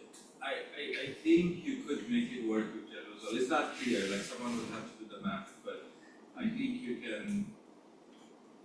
You know, you have to take the inverse of the GeLU, and because it's not simple, like with ReLU you have piecewise linear, so it's easy. With GeLU, it's nonlinear. So I think in principle, and I think GeLU is not even invertible. But I think invertibility is important for that. But anyway, it's definitely like not so obvious as ReLU, but it may be possible to do that. You have something? No? But I think it's not necessarily related. Like the fact that enemy is important, I don't think it's related with whether you can change the largest eigenvalue or not by reparameterizing. I think those are just two different things. One is just about what is the flatness. The other thing is just saying the second order information is accessible or not. Yes. So I think I don't think it's connected. Yeah, I was wondering because then like the Gauss-Newton would be the ones that can describe that have like the most impact in the eigenvalues, and then because the enemy is so poor in the value case. But to me, I think the point is that if you have a well-behaved enemy matrix, then the optimization process can find the flat minima. It's not that flatness doesn't exist if you don't have an enemy to the whole function. It's just it's not well-behaved. The learning process, you can't easily find it. Like yeah, because they were only present at these boundaries, and so if you run gradient descent, it goes on and on. It doesn't get any signal from those because everywhere else is 0. And then suddenly gets surprised at the boundary, but it may be too late to, adjust a direction that goes in the flatter region for the next piecewise region. Okay, any other questions? Okay, so this is another example. So people were saying if you add noise to weights, actually we were discussing this I think yesterday or 2 days ago. We were saying that adding noise is not always bad. It helps with smoothing. So yeah, like Bishop did this in 95 that you can add noise to parameters, and this random noise is causing some like it has some smoothing effect, and therefore it's going to like remove sharp minima. And these are all like hand wavy arguments, but I try to make it more rigorous in the next slides. And so it was suggested as another way to find flatter minimum. Just add noise to your parameters. Okay, so let's see how it goes. So we have our original loss parameterized in W, and epsilon is the noise. And let's say we are in an ideal world when we can even compute this expectation. So it says that, okay, let's compute this average of this perturbed loss, right? This is the quantity we want to minimize, not L. So in order to get some more insight about this, let's do Taylor expansion again with respect to epsilon to see what's going on here. Up to second order. Okay, so this term, in the middle term, it just vanishes. Should be very easy because we are assuming that the mean of epsilon is 0. So we only have loss plus this thing, which you can think of it as a regularizer, right? Which is penalizing the trace of the Hessian. Okay, so roughly speaking, this is what adding noise is doing, penalizing the trace of the Hessian. Okay, now what Bishop argues further is that, okay, Hessian is difficult, so let's do Gauss-Newton again. And when you do Gauss-Newton, it says, okay, we can drop NME, right? So we only keep this term. This is just the Gauss-Newton. Okay. So if you consider a mean squared error loss, then actually this term, like this trace thing, just ends up being the norm of the gradient. Although norm of the gradient of the model with respect to parameters, not the loss, but still somewhat close to SAM, so or the gradient norm penalty. Right. Okay. Alright, so I think I can skip this one. Okay, there's too much here, but I think there are only a few I want you to focus the main takeaway.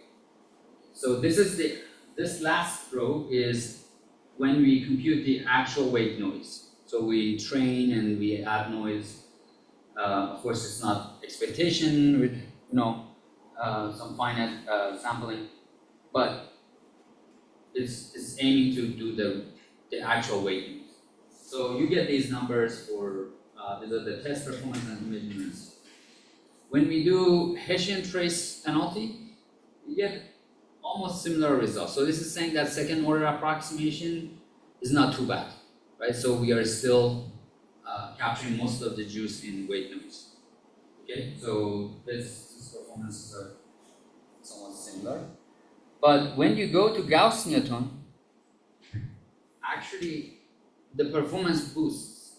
So this time dropping NME is a good thing. So again, the algorithm is good, but the motivation is the part that I have problem with. So like in the paper by Bishop, it was said that because it's small, let's ignore it. But you can't ignore it. If you have it, it's doing something else and it's doing worse. So in this case, you better drop it. So yeah, I think these are two different examples, one with the SAM and one with this weight noise, to summarize that the enemy term may be sometimes useful, maybe sometimes hurtful. But for sure, you cannot drop it. That's what majority of community use as a standard approximation. They think it's a very good approximation, and I want to just emphasize that no, it's not a good approximation, and you can see these drastic changes. Okay, as like conclusion and some directions for future research. So in this talk, as I said, we wanted to show certain issues with like the second order information in deep learning, especially when you rely on Gauss-Newton approximation. It can lead to inconsistent results, and unlike the common belief, you cannot drop it. I think as an interesting like research question, which I also mentioned in the talk, maybe now this is now a good moment. We are now in the right era to think about what is the next good activation function. So we fixed tanh by making ReLU. So now what should we do with ReLU so that we have a good good behavior for both first and second order information? So that's maybe an open problem. Okay.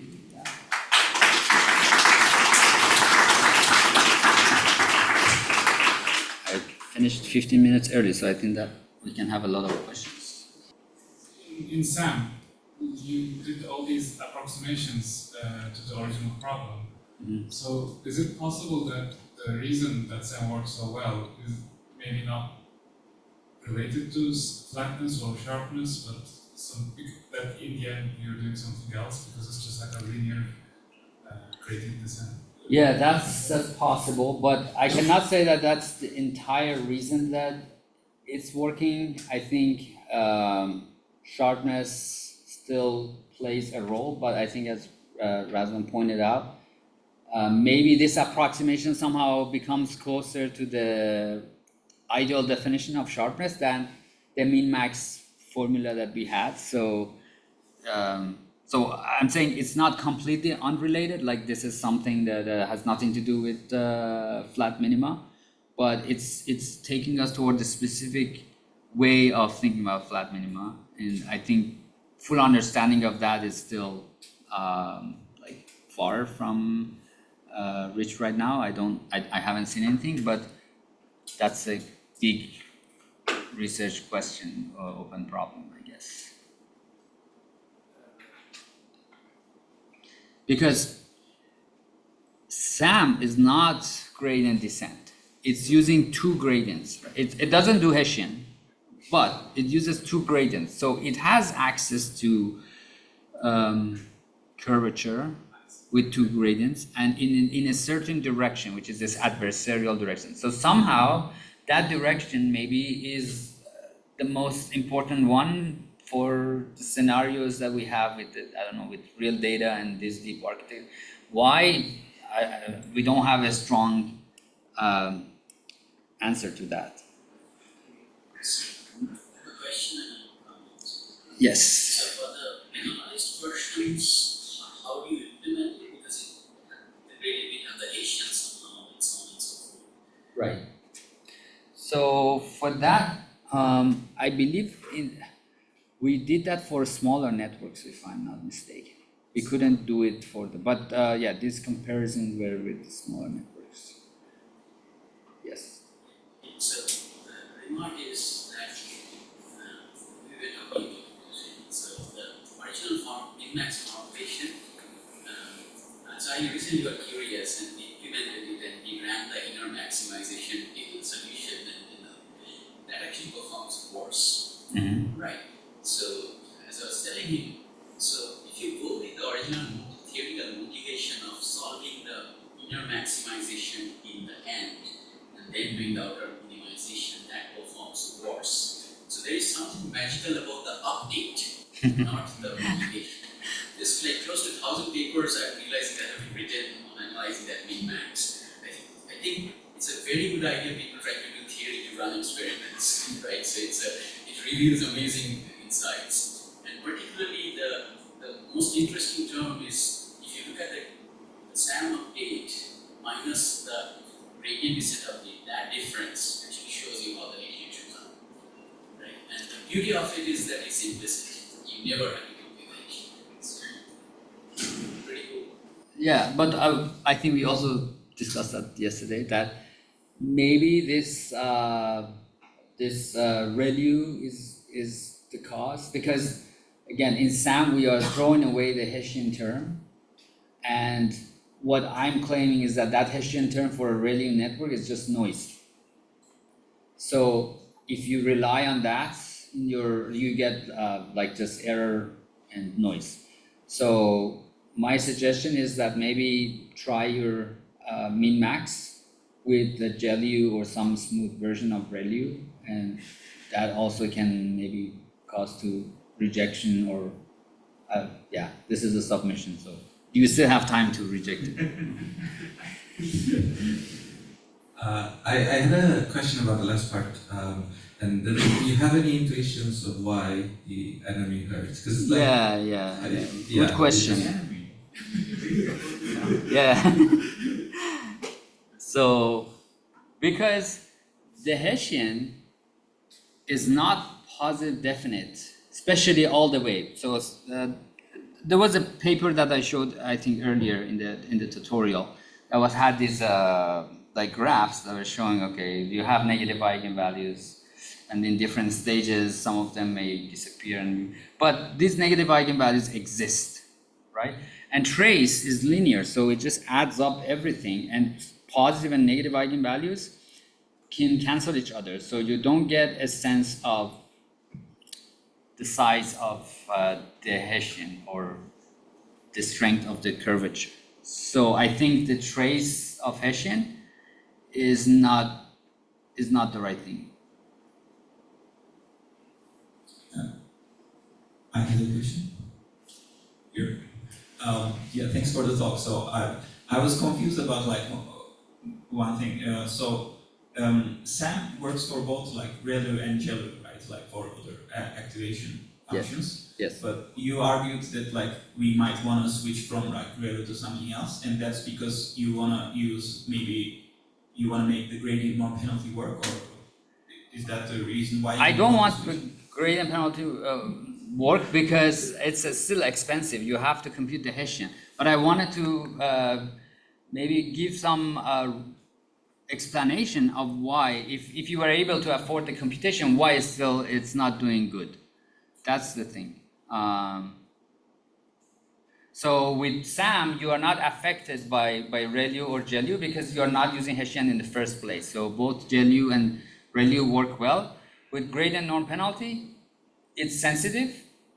And I just wanted to make that point because I think still gradient norm penalty is going to be way more expensive because you need to compute the Hessians.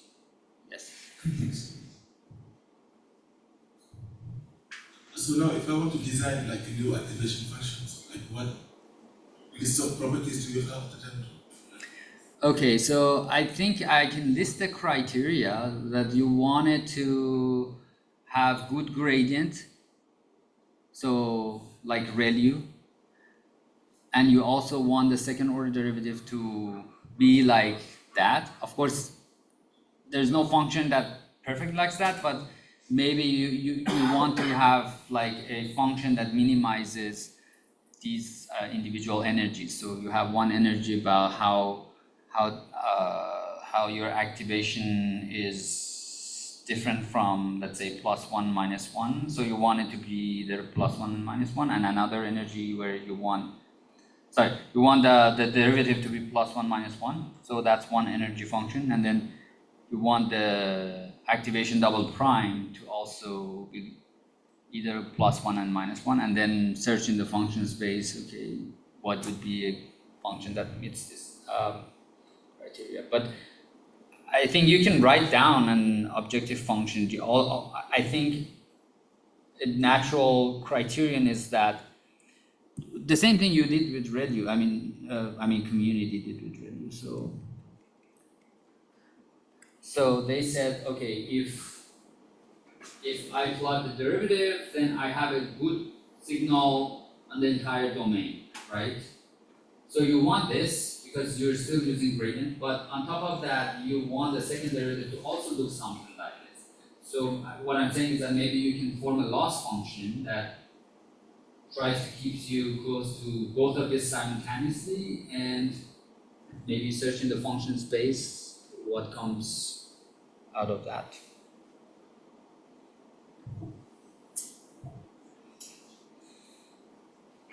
So in the formula you wrote with the Hessian, like the DGN and the Hessian formula that you had.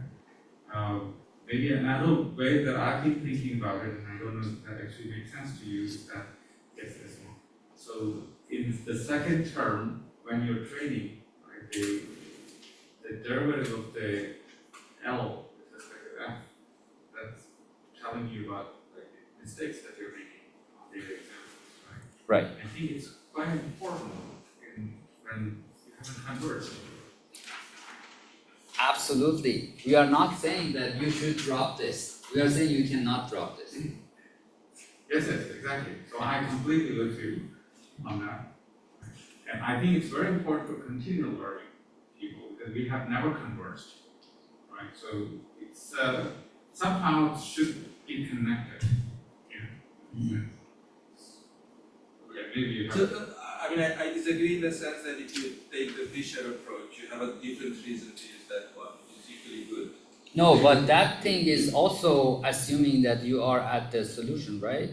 No? No, I Don't think need it to is be just- at the it's just sort of the Kayal and you take the second derivative of the Kayal. It's just assuming that you can evaluate that expectation to get rid of the.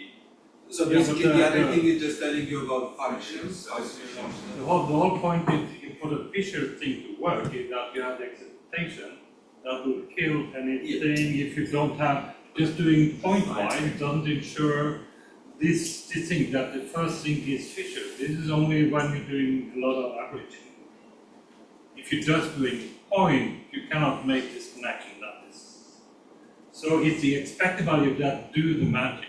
If you don't do that, and there is no point of dropping the last term. Okay, if it's there, it's there, and this is the Hessian. Okay, there are two problems that can exist. One is the Hessian is not positive, that's another problem. You know, that's another kind of problem, and that could very well happen at least when you're far away from the solution. The other point is that if you have to compute the enemy. I'm still getting confused. Enemy, okay, yeah, whatever. It's like that if you have to approximate it and you cannot get a good estimate of it, then it can actually be worse putting in a bad approximation to it than to actually take it away. But if you could compute it, it's valuable. You know? But yes. You can easily end up that this thing is not positive then. I don't and agree. That's another problem. Yeah. Yeah, I totally agree with the expectation, but it is a different objective. This is the Hessian of the loss, there will be the Hessian of a different loss. But I agree with you that you still have the second order classification. And if the problem comes that the application function doesn't have a proper second order derivative, then you know the source of the problem. As you say, you have to figure out something else. And I think it's very intuitive, but surprisingly, I don't know why people didn't think about it. Now that I tell you, it's obvious, right? Okay, why this approximation fails and you have second order derivative and ReLU is not good for that. I mean, super simple, but somehow overlooked.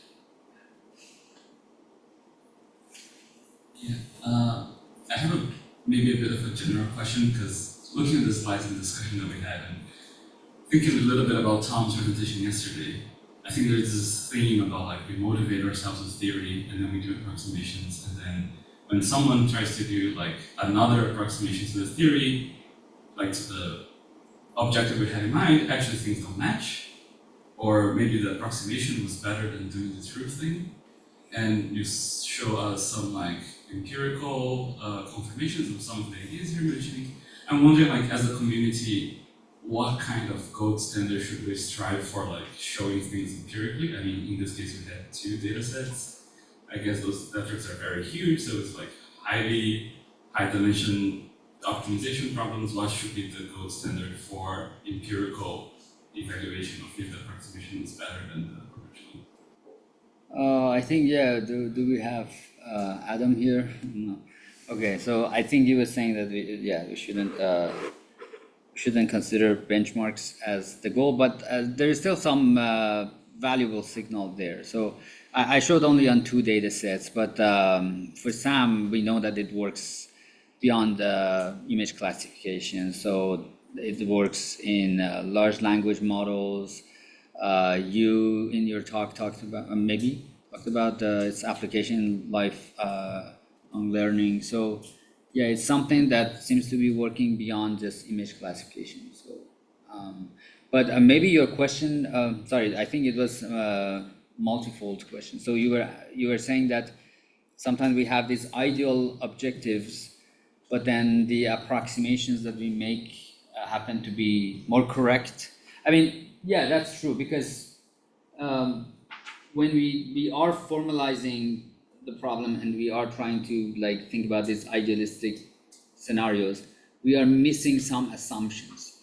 And here, to be concrete, we are thinking about this min-max and functions and everything, but then we miss that, okay, this function doesn't have second order derivative, while if you go with this min-max, then you need that, right?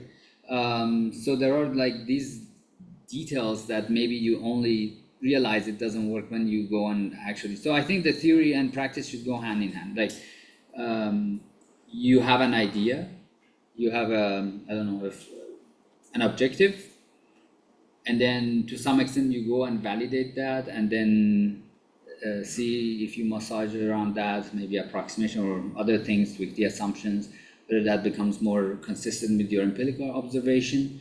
And just starting from like theory and going all the way to theory, I don't think that's the right way, because definitely you're missing some assumptions. Some assumptions may not be that important, but some of them might be very critical to see the phenomena in practice. So you want to make sure that you are not excluding those assumptions.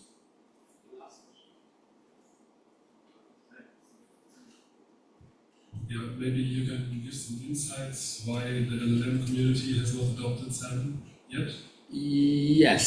So the issue is that in SAM, you have to compute 2 gradients per step, right? So roughly speaking, it's not exactly twice more expensive. It's like a factor, but it's definitely more expensive than SGD. And training these giant models, I think there are people who are more familiar with that, but very expensive, very time consuming. So at this point, what they care the most is that sometimes it takes months to train this.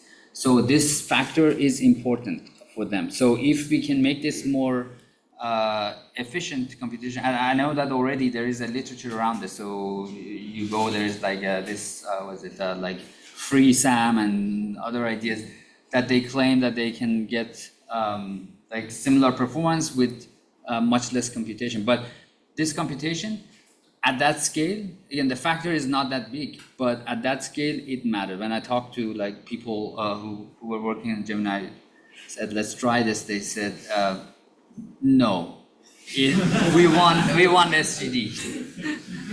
So yeah, if you can reduce you have some tricks to reduce the complexity of this, then I think they'll adopt it.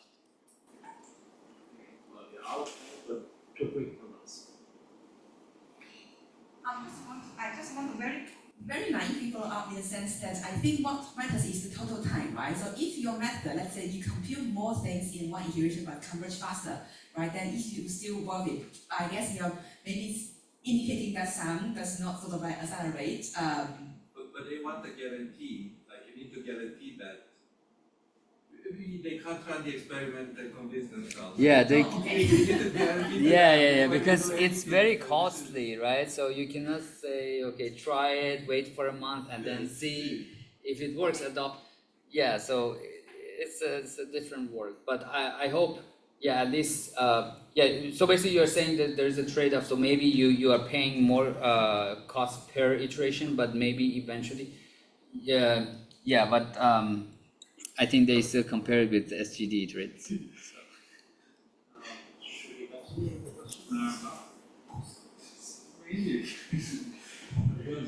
the question, just wanted to mention, it sounds kind of similar to extra gradient, and that local neighborhood you can perturb. Similar to what, sorry? It's complex, I guess it's called extra gradient. Oh, extra gradient. Yeah, Thomas talked about the adding nodes. So one option is that you can add noise in the forward pass, it's like a control noise, let's say.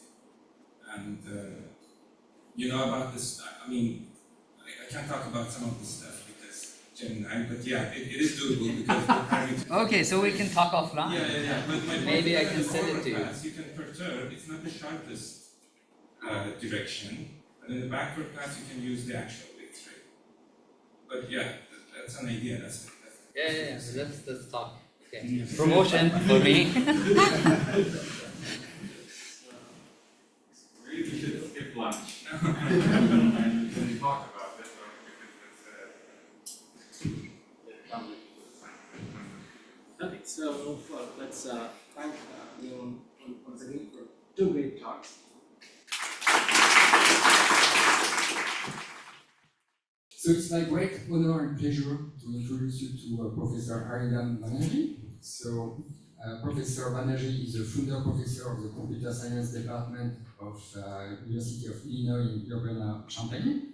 He has worked on many topics of machine learning, both from the viewpoint of theory, as I'm sure you know the famous clustering with Bregman divergence paper, and also a lot of application, especially for complex data like weather or climate analytics.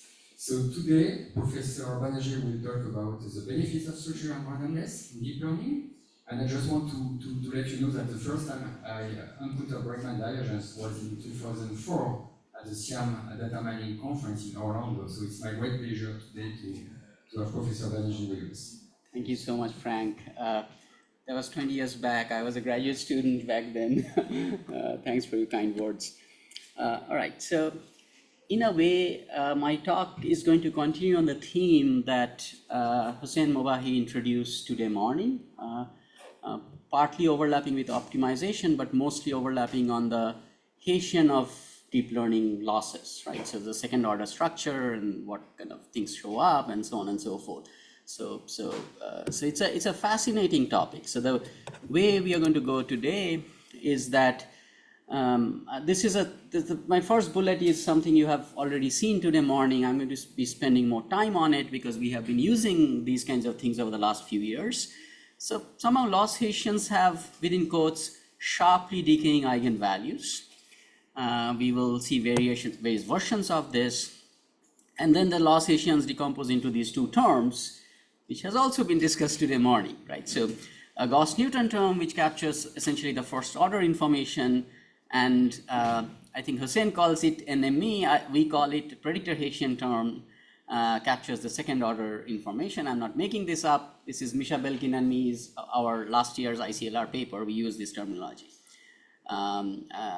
So some of you know Misha Belkin from his double descent stuff. So Misha Belkin and me have been collaborating on the Hessian stuff as well. We have a few papers on this. These matrices do have sharply decaying eigenvalues. So what you saw in the morning talk is that the loss Hessian has sharply decaying eigenvalues. I'm also going to show you what these individual matrices, how they look like and how they are eigenvalues. But rather than just generally eyeballing eigenvalues and so on and so forth, we are starting to build potential applications of this structure, right? And there is something that has not quite worked in deep learning, which is differentially private deep learning. So Apple and Google has put in a lot of resources over the last 10 years trying to make this thing work. This thing still doesn't work. And so I'm going to sort of give you a sense of why it's still not working and what may be possible ways out. Part two would be sort of neural online learning. This will actually align with some of the continual learning thing that I'm seeing. And when we go there, I'm hoping, I'm learning a lot. I learned a lot yesterday. So we have managed to sort of show some regret bounds and so on and so forth. And for online learning and contextual bandits, we'll see how that goes. And then finally, sort of very recent work, we are starting to get into generalization bounds using the Hessian eigenvalues, right? And how they decay and so on and so forth, what is good, what is bad, very initial sense of what are good ideas, all right? So no Sam, but Sam is another fascinating topic where this shows up a lot. So okay, so this storyline has played out. I chose this picture because of the variety. So this specific picture is from the Zhang et al. Paper.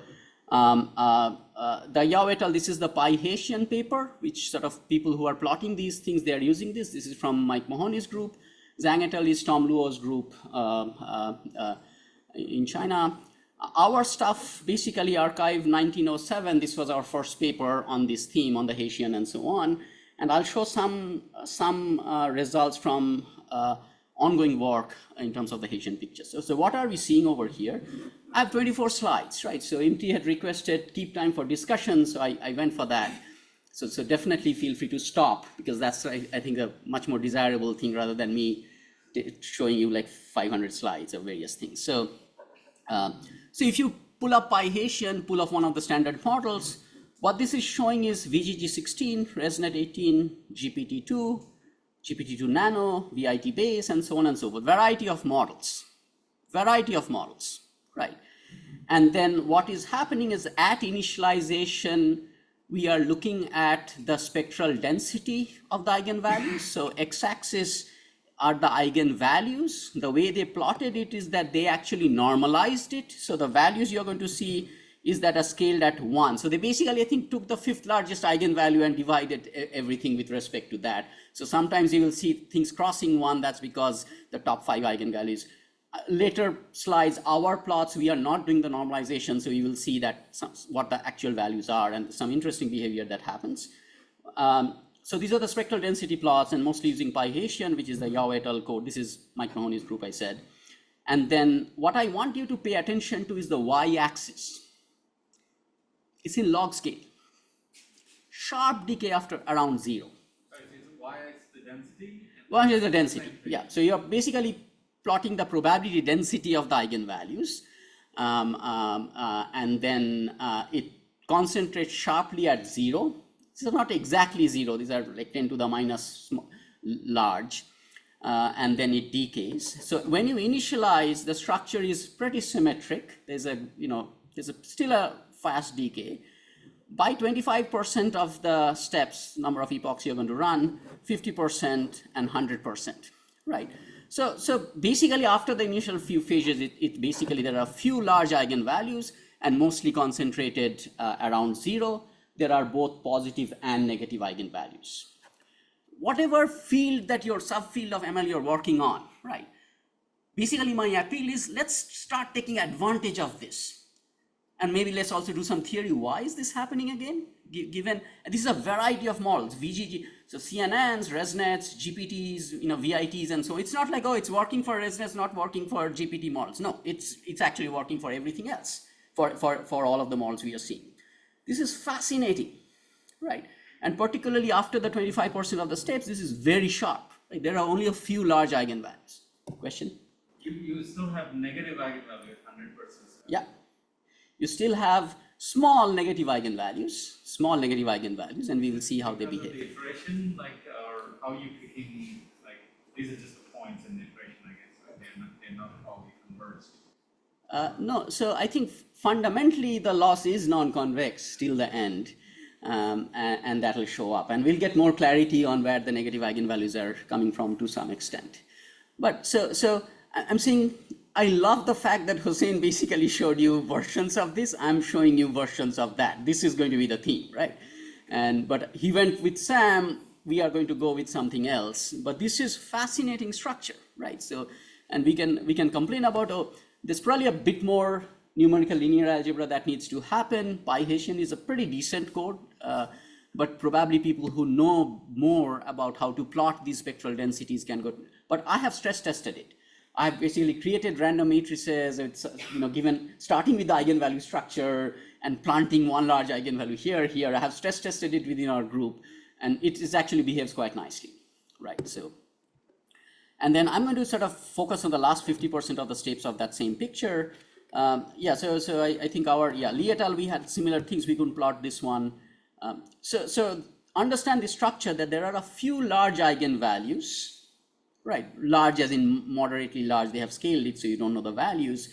but mostly it's concentrated at 0, sharp concentration at 0, and then there's this very fast decay around 0, right? There are negative eigenvalues, so on the positive side is more prominent, right? Not at initialization though. Initialization is pretty symmetric because you did Javier initialization, some other initialization. It's symmetric. It's a random matrix basically. So it's just standard thing works. Okay. All right. So the theme of my talk is this is fascinating. Let's see how we can use it. It should be a nightmare for optimization people. Somehow Adam, Sam, other things are working. So otherwise we would be in panic mode. So I'm going to, since those models are working, let's try to take advantage of this. I'm going to introduce a little bit of notation. So this is the standard for all ML people, a various set of endpoints, batch thing.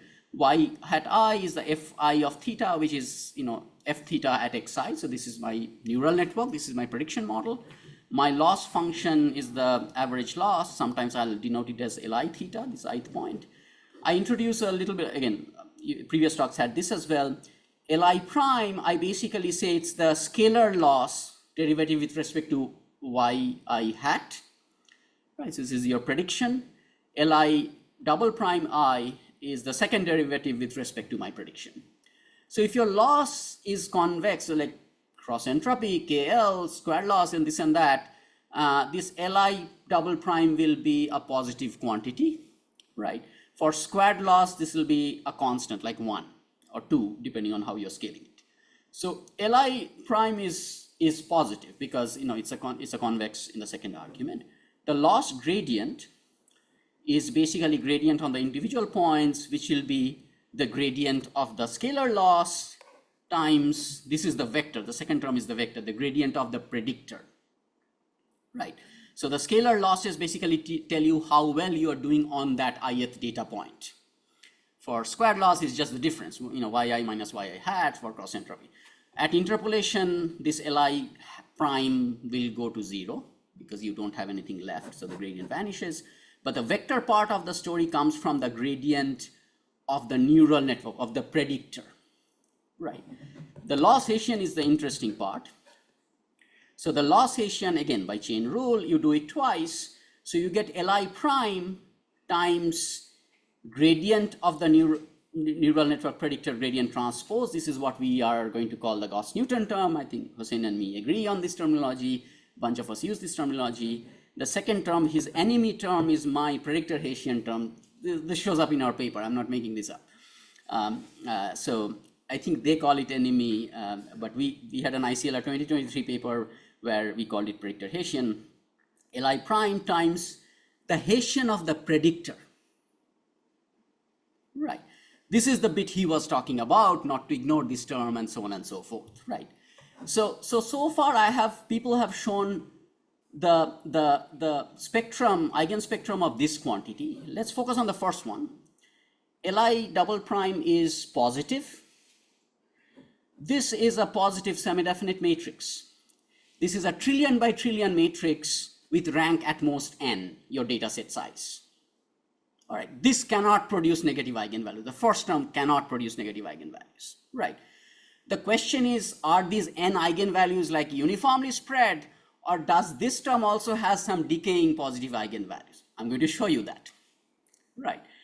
And then the negative eigenvalues are coming from here. What do they look like? I'm going to show you that. These are the things we have plotted. Right, so you'll get a bit more information in there, and then ReLU is a nightmare. I'm not going to get into the ReLU-GeLU thing. I think PyTorch has the ReLU Hessian hard-coded as half. So you compute the gradient 0 and you gradient as 1. Then you're taking derivatives. So it's 0 before and 0 after, so no issues. In the middle is not differentiable. So I think PyTorch has half hard-coded in there. And one of my colleagues, Matus Delgarsky, who's an ML theory person, cannot stop complaining about this because people are drawing a lot of incorrect intuitions. I think you saw Hossein is being more deliberate and careful about that thing. It's not defined, right? At 0, it's not defined. So just because your code didn't complain does not mean it's doing the right thing. It's reasonable to some extent, but you have to be very, very careful when you do ReLU. All right, everybody with me so far? All right, So I'm going to now show you the eigenspectrum of the predictor Hessian term, which you have not seen so far because apparently nobody has bothered to plot it. So predictor Hessian eigendecay. This is that second term, the enemy term by thing. So this is at initialization, at epoch 500, at epoch 1500. I'm showing ResNet 18, VGG 11, ResNet 34. So it doesn't matter what model, so the same storyline holds. This actually maintains a fairly symmetric behavior. So that skew you are seeing is because of the Gauss-Newton term, right? Because this seems to be more or less staying symmetric and staying symmetric. So what is going on as the epochs proceed? It's not visible, but if you have sharp eyesight, you will see that the x-axis has a very wide range, I think from, let's say from, minus 1,000 to something, it shrinks, it has become minus 10 to 10 or something like that. So the x-axis has shrunk quite a bit, quite dramatically, right, as your epochs proceed. All right, and that's partly happening because of the Li prime term, because these are decreasing. They determine the scale. All right, so these are decreasing. We have also plotted just this fellow separately. It doesn't show too much structure. It does not shrink in any particular way. So we believe the shrinkage structure, so this is the Srivastava et al. In prep paper, so we are hoping by end summer we will have a version in archive, but you are following what I'm saying. The Li prime definitely decreases with training. That actually shows up in this shrinkage that's happening.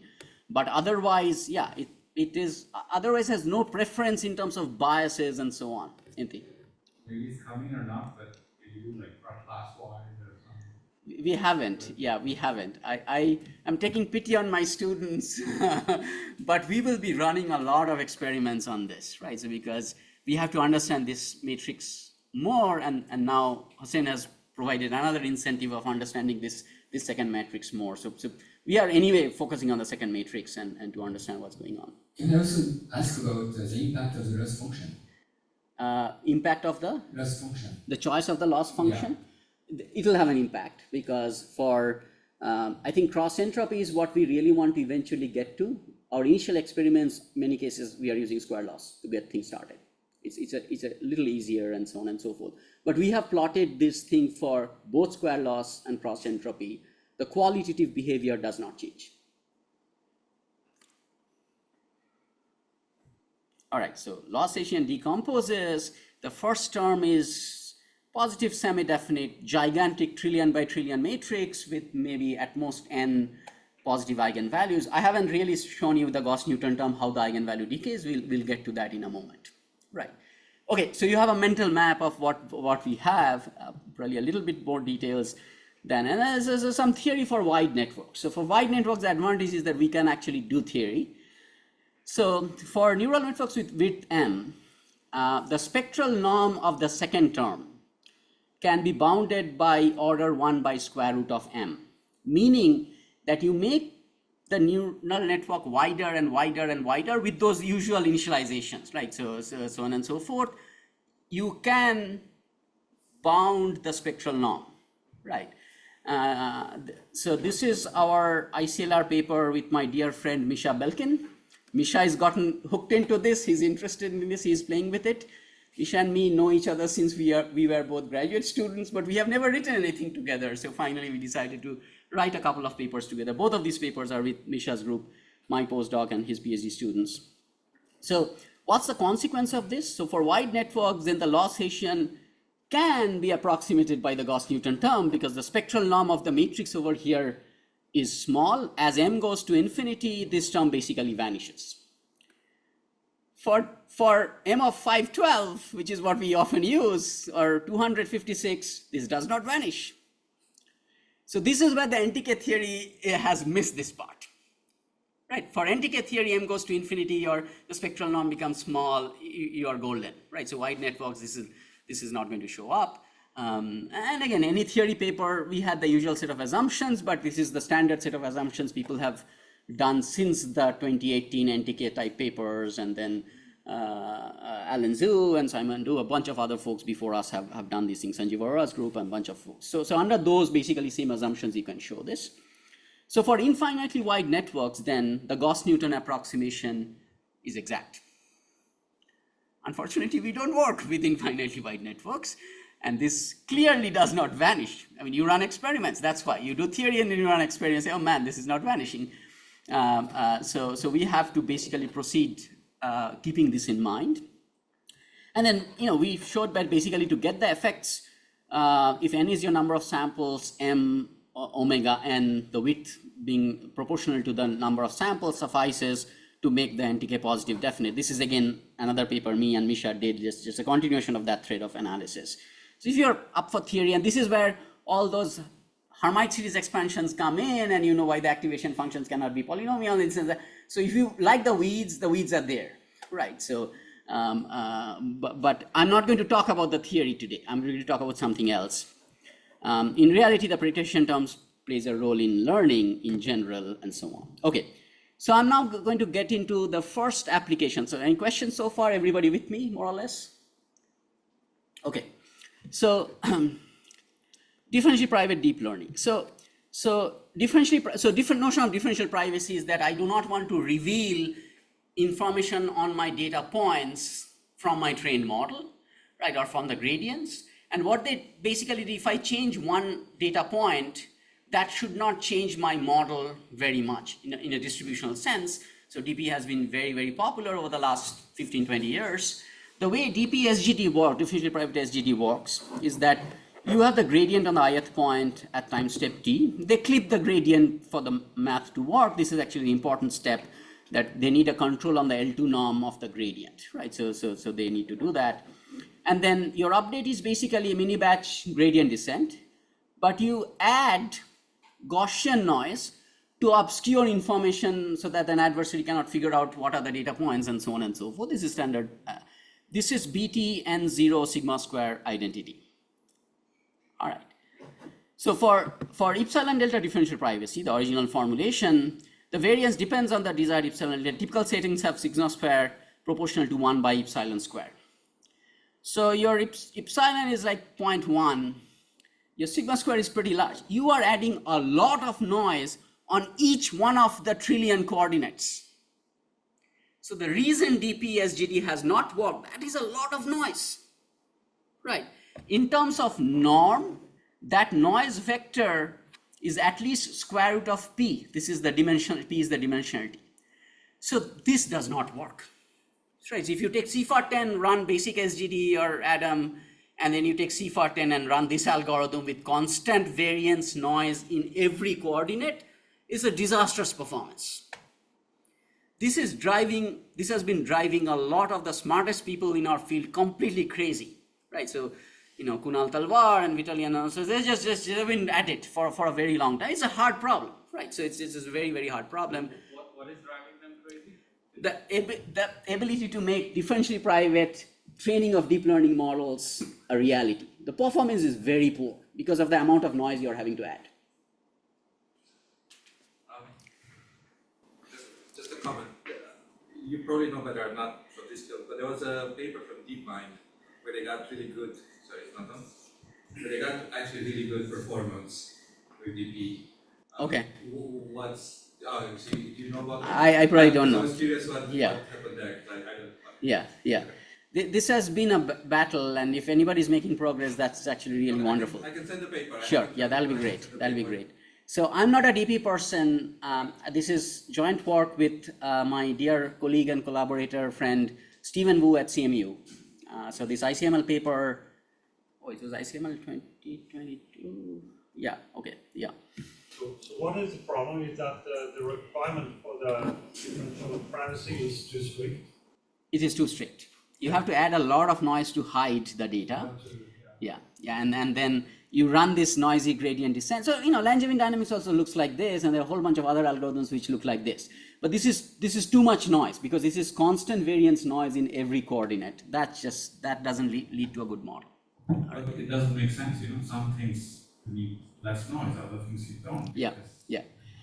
So it's very hard to prove the DP guarantee if you have small noise for some of the coordinates. Like even if you make an assumption that You can make an assumption. Like there's a amount of privacy needed for certain things. I mean, Yeah, for large epsilon, that's the less private case. Small epsilon is the more private case, right? So for the small epsilon case, it's just been very, very hard. And this is going on for 10, 12 years, repeated paper after paper. Progress is being made. So I don't want to give the impression progress is not being made. Lot of good papers have come out on differential private SGD. If I can ask another question, how is it related to uncertainty quantification? It is so the way the differential privacy formulation is done is that your algorithm is a randomized algorithm, which means its output is a distribution over the parameters because the choice is making, right? So you change one data point and you run the same algorithm, you will get a different distribution. So the log odds ratio of these two distributions have to be smaller than epsilon. All right, which means that I have changed one data point that should not change this final distribution too much. All right, and the classical definition is in terms of the log odds ratio, and the epsilon delta basically adds another delta to it to allow for more flexibility. There are many variations. I'm talking of the most basic epsilon differential privacy of the epsilon delta DP literature. Yeah. Just to say there's some interesting results in like connecting Bayesianism and differential privacies. Like one sample from the hysteria is differential results. Yeah. So there's a fair amount of interaction, I believe, because of the nature of these things, and these are fundamentally randomized algorithms. So your algorithm outputs a distribution over models, not just one deterministic output. This is a very strong community. Like differential privacy is a very, very strong community. So Langevin dynamics, for example, uses typically much less noise. Like it will use much less noise for some parameters, much more noise for other parameters. So okay, this citation is for our Langevin dynamics paper. So how do we make this work? So now I'm basically looking at something like the first term in our Hessian decomposition. This is not exactly like the first term. So if you remember, the first term in our Hessian decomposition was Li double prime gradient of f theta. The term we are looking at are the gradient outer product matrix. This is still a trillion by trillion matrix. This is still at most rank n. The matrix part of it is the same because this will be Li prime squared times the gradient of the thing transpose. But the scalar constant is slightly different, right? So you are replacing Li double prime with Li prime squared in there. But this is the gradient outer product matrix, and Misha has some new work on the average gradient outer product matrix and feature selection. This was in Science probably a few months back. But how does the eigen values decay? Right, so this is for, let's say, a 10 million, 15 million parameter model. This is showing the largest 500 eigenvalues. Right, there are another 15 million eigenvalues after this, which are smaller than this. It's positive definite, so basically this is crazy fast decay. Right, in basic SGD, as well as DP SGD with sigma is equal to 1 and DP SGD is equal to sigma is equal to 2. So adding the noise actually still maintains this structure. All right. So we say, anybody remember principal component analysis? So if your eigenvalues are decay pretty fast, what are we supposed to do? We can get away with doing some projection on the spectral space and do stuff there and come back, right? Believe it or not, in this ICLR paper, we propose this. I think our paper is a bit controversial. It's picking up enough citations, but people are not always reacting nicely. So maybe project in low D space, then the Gaussian you have to add will be proportional to that lower dimensionality. So the trace was previously, trace of the covariance was P. Now you're projecting to 50 dimensions, the trace will be 50 rather than 1 trillion. Right, this is basically our paper. This is the idea, right? So we have a lot of theory to prove various things and so on and so forth. Now I'm going to sort of get into a little bit of things that there was a question in the morning, is that how does the eigenvalue decay relate to the diagonal square value decay or the diagonal value decay? Because the diagonal value decay is what shows up in adaptive gradient methods and ADAM and so on and so forth. because we are coordinate aligned, right? So we plotted that. We are curious people. We're saying, this is what Adagrad and Adam uses. Everybody knows this is what they uses. So let's hope for a power law decay, sorted. So the ith sorted component hopefully is the largest component, I to the minus s. All right. So if you see this, these are the gradient components. This is what Adagrad Adam would use. It decays, but it decays pretty slowly, right? Whereas the eigenvalues decay much, much faster. So the eigenstructure is not aligned to the coordinate structure. This needs more experiments, but I'm suggesting based on the initial experiments, this is what it seems like. Of course, we can't do the spectral thing because who is going to do an eigen decomposition of a trillion by trillion matrix? Even if you use power method, maybe you can get the top one, so there are faster ways of doing it.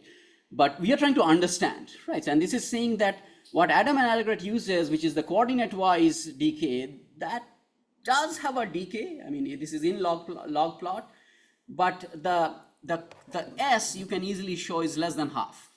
It's not decaying fast enough, right? So small exponent, so somewhat heavy-tailed. Right? So this is the theme. The heavy-tailed theme keeps showing up in the gradient component. This is a heavy-tail. So for eigenvalues, there is actually a paper recently by Pingley's group. I'll refer it later in the talk, where basically they say S is closer to 1 for most of the standard models. It's definitely greater than half, right? So and they have so it's much faster decay for the eigenvalue. So something to keep in mind, right? So as you think of the spectral decay and the diagonal decay, the diagonal decay is much, much lower. All right, so we basically propose this project. Yeah. I didn't understand the implication. Is it a good thing or a bad thing? So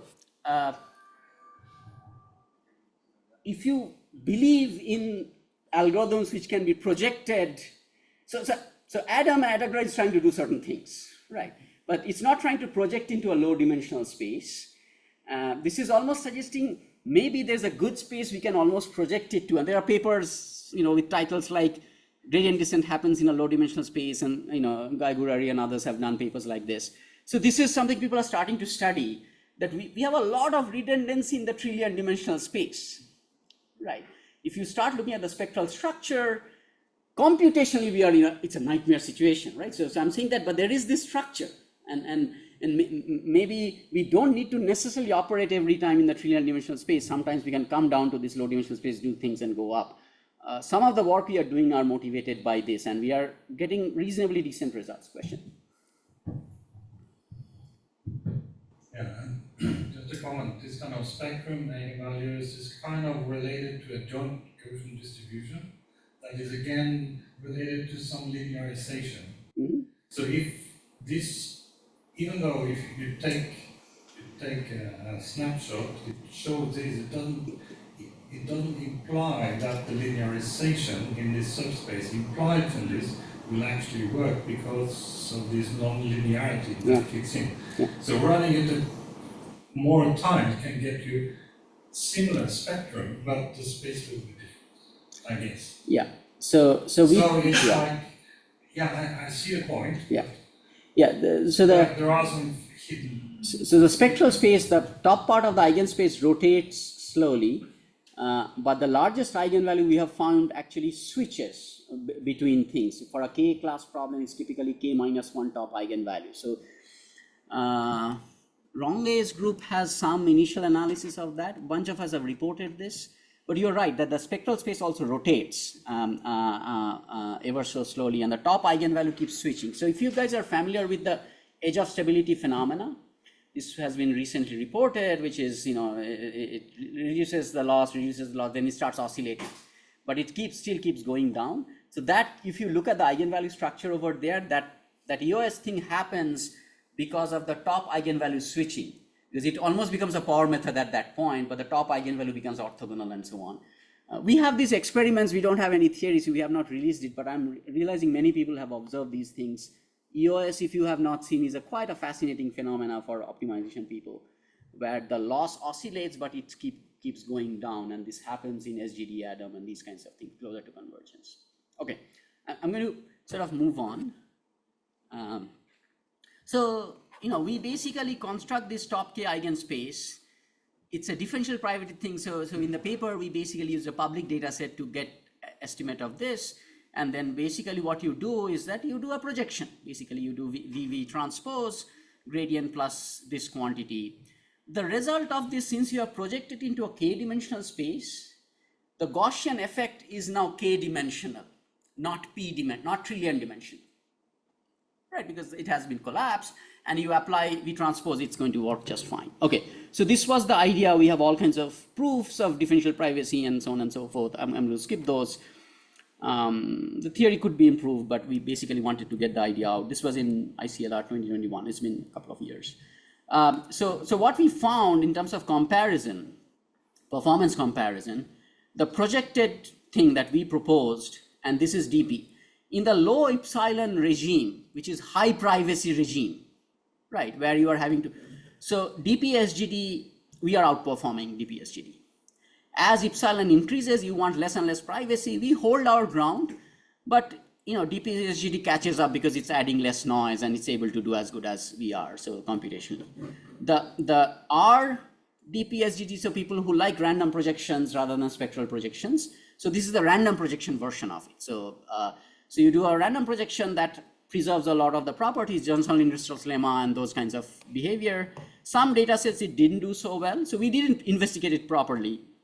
Some data sets actually it did okay, but the spectral projection algorithm for low epsilon, high privacy settings, the projection actually held its ground because the amount of effective noise you're adding is, the trace is proportional to the lower dimension, not the trillion dimension, right? So this needs to be groomed. We basically proposed it as an idea that why are we not taking advantage of this structure in the gradients?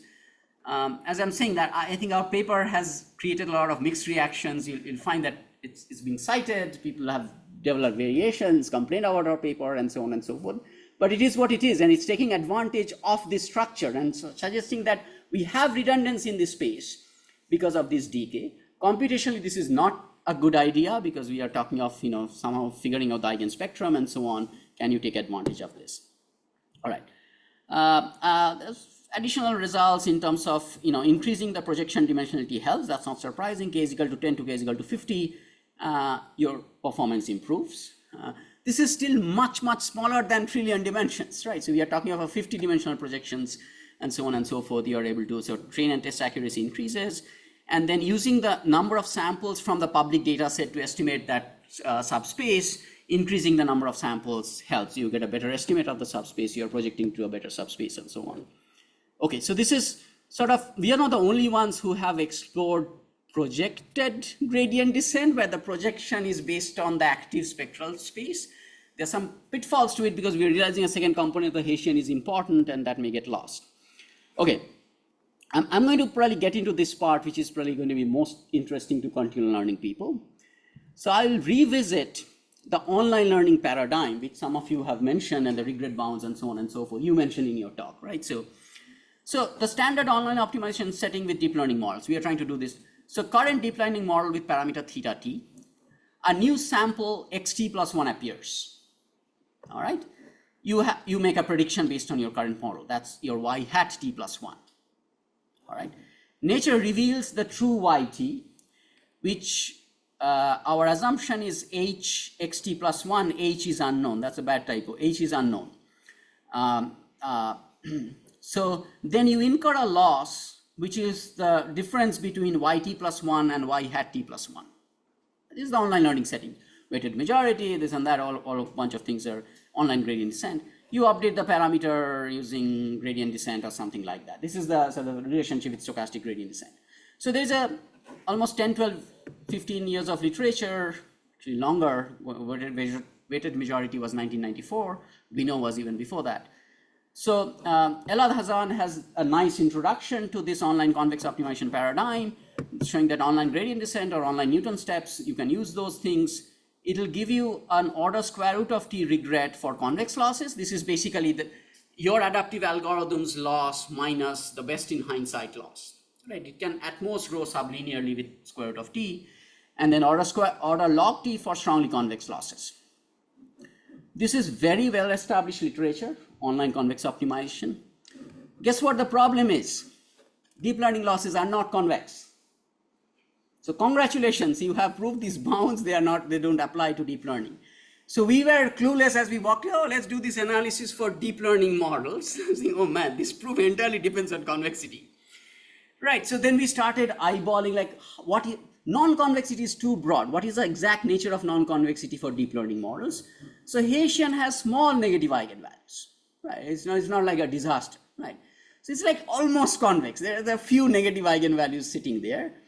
If we can somehow avoid those directions, we are going to be good. Algorithm has no way of knowing what those directions are, right? It's a trillion-dimensional space. You don't know which directions are negative eigenvalues. And then loss arguably satisfies for non-convexity structures like Polyak-Levicki condition and so on and so forth. So these are assumptions people make in deep learning theory. These are satisfied by things. So we said, can we use these kinds of properties to build a regret-bound framework for non-convex online optimization, right? So I'll state, I'm moving away from deep learning for a slide to state a technical result. This was presented probably a month back or so in ICLR. So we have this loss. We assume the loss is lambda Lipschitz, very reasonable. It is almost convex. So you have this thing minus epsilon. So, and based on the theory we have developed for wide networks, we know epsilon is like 1 by square root of m, right? So that's the largest spectral norm of the Hessian, which can create these negative eigenvalues. So I can change my architecture to keep this epsilon small, but whatever it is, this is the almost convexity definition. And we'll have to work with that epsilon in here. Has unique minima theta star. Non-convex losses can have unique minima, and satisfies the quadratic growth condition. So what is the quadratic growth condition? So the loss at theta minus loss at theta star, that unique minima is some constant times theta minus theta square. So if you think of the quadratic, which is the first thing we draw, if you add a little wiggly thing to it, that breaks convexity, that does not break quadratic growth. Right. So quadratic growth is actually much more general than the PL condition ML theory has been using over the last 5 years. PL condition implies QG, QG does not imply PL. QG is much more general. All right. So we are really in the non-convex setting. We basically managed to show, using an absolute trivial proof, like 5 lines, that online gradient descent with a suitably chosen step size has a regret bound, so the cumulative loss of my adaptive algorithm coming from minus the best cumulative loss, effectively a log t term with these constants, epsilon times t, plus something which is the best in hindsight loss that I will accumulate. All right, so let's see how we can apply this to deep learning. So deep learning, basically, you can actually reduce the epsilon by architectural choices, making the network wide and this and that and so on and so forth. Those negative eigenvalues to some extent. They'll always be there. They'll never vanish. They'll always be there. But architectural choices, you can control that. In theory, we have shown it. Neural networks can interpolate historical data. Right. So this term, I can make it a constant or even 0. Because given a data set, neural networks can practically interpolate it or get a. So I can handle this term. I can handle this term by making the network architecturally large. The thing that kills you, unique minima. Neural networks do not have unique minima. So this is like a nice theory with four assumptions, and you prove a result, and you feel like you're almost done. They say, oh man, I needed unique minima for my result. You cannot be in 2024 with a straight face right away, but neural networks have a unique, they don't, right? So everybody knows this. So you are in very deep trouble. And then quadratic growth, we have to somehow show, I mean, people have managed to. It should hold kind of locally. Huh? It should kind of hold locally. That, you have a minima here, in this small, you can make a small world. Yeah. It holds, and then you have another minima, something like this. Yeah, and then there is sort of these connectivity results that are there and so on and so forth. It's not a total disaster. It's not a total disaster. So I'm going to show you how we recovered from it. And the Bayesians would love it. Can you play with the loss function? It's a loss function, yeah. unique minima of the loss function. It doesn't happen for neural networks, right? So our solution, it was a little bizarre, as a non-Bayesian, I would say. Maybe then this also doesn't take this strict like a flat place as a solution. Is that a problem as well? That's a problem with the QG condition. Okay. So for our proof to work, essentially you have a minima set, let's say. You need the QG condition needs this difference. This distance, if at different points your projection to the minima set is different, then things don't cancel out. Because you are at a certain point, this is my nearest minima. You are over there, that's my nearest minima. So the minima don't agree, and then the diameter of the minima set shows up, and all kinds of nasty things start happening. Other questions? Yeah. I'm sorry, I didn't understand the guarantee that you wrote there. Yeah. So you have infimum of all the cumulative losses on both sides. Yeah. So the left-hand side is what a regret bound typically looks like. This is the forward-going adaptive algorithm minus the best you could have done. Right. The right-hand side does not show up for convex problems. This is the consequence of this term and this term are consequences of us working with a non-convex setting. So this term does show up, but I'm saying that what is this problem? That I have given you a data set. Can you train a neural network to get very low loss on that data set? This we can, because neural networks interpolate. So for neural networks, that last term is not a concern, because we can make that cumulative sum a constant. We can make it as small as we want. We can interpolate, right? If a non-neural network does not have enough representation power, you are going to be stuck here with this additional term. I'm saying this is what the math shows, right? So then we are now bringing this to neural networks, see what we can do, right?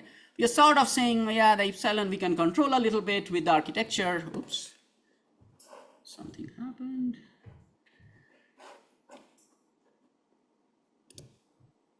All right, everybody with me so far? This doesn't apply to neural networks. We do not have unique minima. So what's our solution? Small random perturb prediction. You have your original neural network. I should have talked to a Bayesian while writing the paper, but hear me out. This is your actual neural network. Then what you do, some constant, which will be eventually determined in the theorem and so on. Square root of this, so minus epsilon was the negative eigenvalue, right? So for wide networks, we have shown this is 1 by square root of m. So this is 1 by 4th root of m, let's say. This is that negative eigenvalue that sets the scale of the randomness. All right, the positive part of the negative eigenvalue sets the scale. This is theta minus theta 0, some random initialization, transpose a Rademacher vector, which is a sign flip with probability half. I think we could have used a Gaussian over there. You perturb, so in expectation, this is still f theta of x. The scale of the perturbation is proportional to square root of epsilon. This minus epsilon was your negative eigenvalue. So you're adding this kind of theta minus theta 0 transpose Rademacher as a non-Bayesian. After writing we have created a distribution basically, and you instantiate the Rademacher variable, you get a specific realization and so on. That's our f tilde. This kind of loss epsilon is changing all the time. This epsilon, the Rademacher variable var epsilon, you can do separate draws. I think union bound, we can draw it once and repeatedly use it. The theory works out because it's union bound, so it will be log t extra term if you reuse it. The theory will eventually need a union bound. So then we could show that the loss applied to this predictor will have a unique minima with a constant probability. Then we said, oh, we know Hevening bound. So we basically create an ensemble of these things of size log of 1 by epsilon, right? And this with high probability will have a unique minima. Still non-convex. But it's more like homotopy, that's what Hossein used to do at least. We have to talk, right? So we have the entire math in the paper. We went through multiple iterations of trying to fix this. This is the one, at least math-wise, fixed it experimentally. It fixed it for anything the adversary can do in terms of the thing. So this is the heart of the paper. paper is very long. It's just mostly math. Right, but I felt that this was an interesting construction. Small perturbation, we get unique minima with high probability, we still have non-convexity.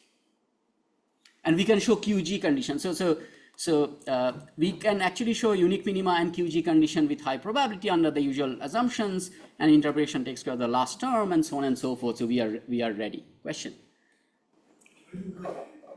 Huh?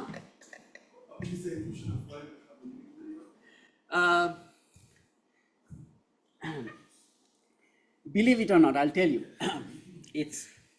So we show that now you are going to apply a square loss or a KL loss on top of this predictor, right? We can show that that actually gives strong convexity with strong convexity parameter epsilon, right? Epsilon is tiny, it's like 1 by square root of m. Very slight strong convexity. You can't use that to do anything, right? But it has, as a result, so I'm cheating when I'm saying it's not convex. It is convex actually at this point. So you had a negative eigenvalue at minus epsilon and that stretch. Between minus epsilon and 0, you had a lot of negative eigenvalues, right? We are adding noise which is scaling a square root of epsilon. So variance is about epsilon, right? So this is like you are having this is like ridge regression, right? So if you had ridge regression, your negative eigenvalue was minus epsilon, you add a ridge term plus epsilon times norm square of the weight, which by Bishop's thing and the old stuff shows that these are equivalent. That's basically, so it's like ridge regression with an epsilon times the ridge term, effectively. I'm simplifying it, the proof is very complicated. Right, but you get the intuition, right? So I had a minus epsilon as an eigenvalue. I'm not doing, if you do ridge regression, QG breaks down.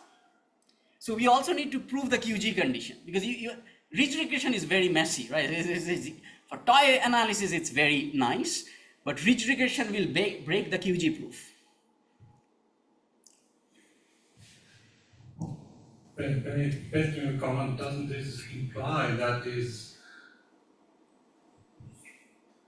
in your world, this regularization should be applied up front and not afterwards? That will essentially apply this kind of ridge regression to get it back. So if you apply it in the loss, no, yes. If you apply it in the loss, that will not work. So because I have to set for this theta, you should have this could have been applied in the beginning, and it implies. It implies. I see. Okay. Yes. Yeah.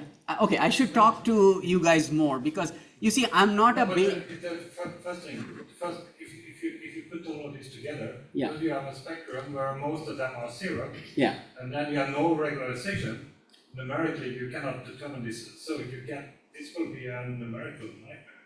Even though you compute negative eigenvalues, doesn't mean they actually are 0, because you can compute them. No. Epsilon, computing epsilon is a separate story in a sense that I think we are venturing into the theory world over here. We are showing first what is possible in theory. Epsilon we will not know, right? This is basically showing if you knew epsilon, you would be able to add a little bit of noise to it and get around this problem. Benchmark experiments were just fine, but your point is well taken, because this still more work is needed to make this a practical algorithm without computing the minus epsilon value. Yeah. No, but my point is, shouldn't this be regularized in the first place? If you add if you know that yeah. this is not going well, you have what you say, 1 trillion parameters, or whatever you have, and you know that 5,000 of them is sufficient. Yeah. Like not 5,000 linear combinations are sufficient. Yeah. Then you run into problems with all the others. Yeah, so if adding some regularization will simply shift all the eigenvalues from 0 up to some kind of other thing, and then this doesn't appear. Yeah, so the issue over here is that since the loss is almost convex, right, and you also need to satisfy the QG condition, you have to satisfy the second, third, and fourth bullet. Adding ridge regularizer, we couldn't make it work. If it will fix 2 and then the third will break, and then we had some approaches to fix that and something else will break. So understand, we have to actually satisfy the QG condition as well with the loss. You have to do this randomized. Yeah, so the randomized, so far, currently, this is the only solution that actually satisfied all those properties. I mean, it actually somehow aligns with what we do in approximate Bayes, which is weird because we always learn posterior variances. I mean, we learn data space. Yeah. It's limited inside. Yeah. It's still interesting that it's not an L space, but it's an F space. Yeah. And it's doing something. Yeah. So I'm just reporting this because I think there are people who know much more about this than us. Our ICLR paper has the gory details, right? So it's a long 50-page paper, but I'm summarizing the upshot because this is, I think, where the discussion needs to start. I mean, the proofs are there, I mean, if you want to look at it and so on. And the ensemble was necessary because with one perturbation, we were getting constant probability. You want Havding bound to kick in. So that's why we are doing the ensemble. Benchmark, everything works, right? So benchmark, it did very well. I'm going to show results in a moment. Yeah. 5 minutes. Oh, okay. Sorry about that. All right. So what happened over? I'm going to skip the third part. So 24 slides well loaded, right? So you realize I'm going to skip the third part. This is, I think, the most relevant part to this audience because we ventured into something we didn't originally plan for, and the randomization and the ensampling helped. So basically, we managed to show for online optimization order log T regret with respect to square log K loss. So people who are familiar with the online convex optimization literature and think that strong convexity is necessary for a log T regret, that was never the result. It is sufficient because we just established that with non-convexity we can set up a problem where we can still get log T regret provably. Right, so the El-Adhazar uncertain Kale, that storyline is of course perfect. That's not going to work. So we are in a new world now, and that's basically what's happening. So K-arm contextual bandits, which is, people are talking of RL, this is the starting point. New context appears, there are K-arms. So based on the context, you pull an arm, right? So that's the thing. An assumption is that there's an unknown loss, which is H of, whatever context is, and the arm you chose plus some noise, zero mean. And then your algorithm pulls arm kappa T and incurs a loss LT kappa T. Right? This is the standard contextual bandit formulation. So we basically did this online learning thing, trying to learn this H in the contextual bandit setting. The details are in the paper. The algorithm we used is not UCB or Thompson sampling or whatever you're used to. The algorithm we used is something called inverse gap weighting, 1999, yeah. So you should read papers. It's a good idea to read papers. Dylan Foster and Sasha Rachlin read this paper before us, so they had these beautiful papers. And this stuff is good. How did we lose this? How come UCB and Thompson sampling became the thing and IGW got lost? Well, some of us are bringing IGW back. Naoki Abe is a dear friend of mine. Some of you may know him. So I wrote to Naoki, and Phil Long is the other person who's at Google, I think. So I wrote to Naoki, hey Naoki, your old stuff is getting very, very popular. So Dylan Foster and Sasha Rachlin did a good paper, and they have other stuff. Sasha Rachlin, Dylan, they have this decision estimation coefficient. They have an entire sort of series of papers on this. We just borrowed IGW. So what are the regret bounds? IGW with square loss. This is for contextual bandit. Is order K times square root of T. This K can be improved. We or somebody else will write a paper on it. This is the second paper, NeurIPS 21. We borrowed this fast TB idea. So it is a regret of L star K plus K. What is L star? L star is, these are called first order or small guarantee losses. This is the cumulative loss of the best expert. This is going to be, L star is going to be much, much less than T typically, right? This was an open problem in online learning. So they made progress, we borrowed their results. And so these are pretty sharp bounds, right? So these are the first order small guarantee loss with neural networks. Does it work in practice? So we compared on a whole bunch of data sets. I'm showing two results here. A whole bunch of neural network based contextual bandit algorithms. So these are there, ENET is basically my ICLR paper from 2 years back. I don't want to talk about it. Neural ACB, neural Thompson sampling, neural USADR. The last 2 hours, you see these two little things in the bottom, that's our new algorithm. So to just expand that a little bit, we did another plot because they are hopping between 0 and 100. The rest are like in 4,000 and 3,000s and so on. So you see the comparison, the blue line. So we basically are way above, better than the rest empirically. But the square CB is worse than first CB. So what the theory said, that you are getting a first order bound, a sharper bound with the neural first CB algorithm, actually pans out in practice, right? So in a way, we are playing with the negative eigenvalues of the Hessian, which led to this perturbation thing, and which led to an algorithm which is actually working well in practice. These are in some sense very satisfying. I think we are just getting started on this, right? So because the convex optimization literature is what it is, we all know that very well, but we have to start taking advantage of the thing. If I can get 2 minutes, I'll basically, I wanted to get into generic chaining. Talleyrand got the Abel Prize, so we are using his stuff for the last 10 years. We are introducing a new class of generalization bounds based on the Gaussian width of the gradients, right? So Gaussian width is basically, you can think of it as a square root of the log of the covering number. This is a very crude upper bound to the Gaussian width.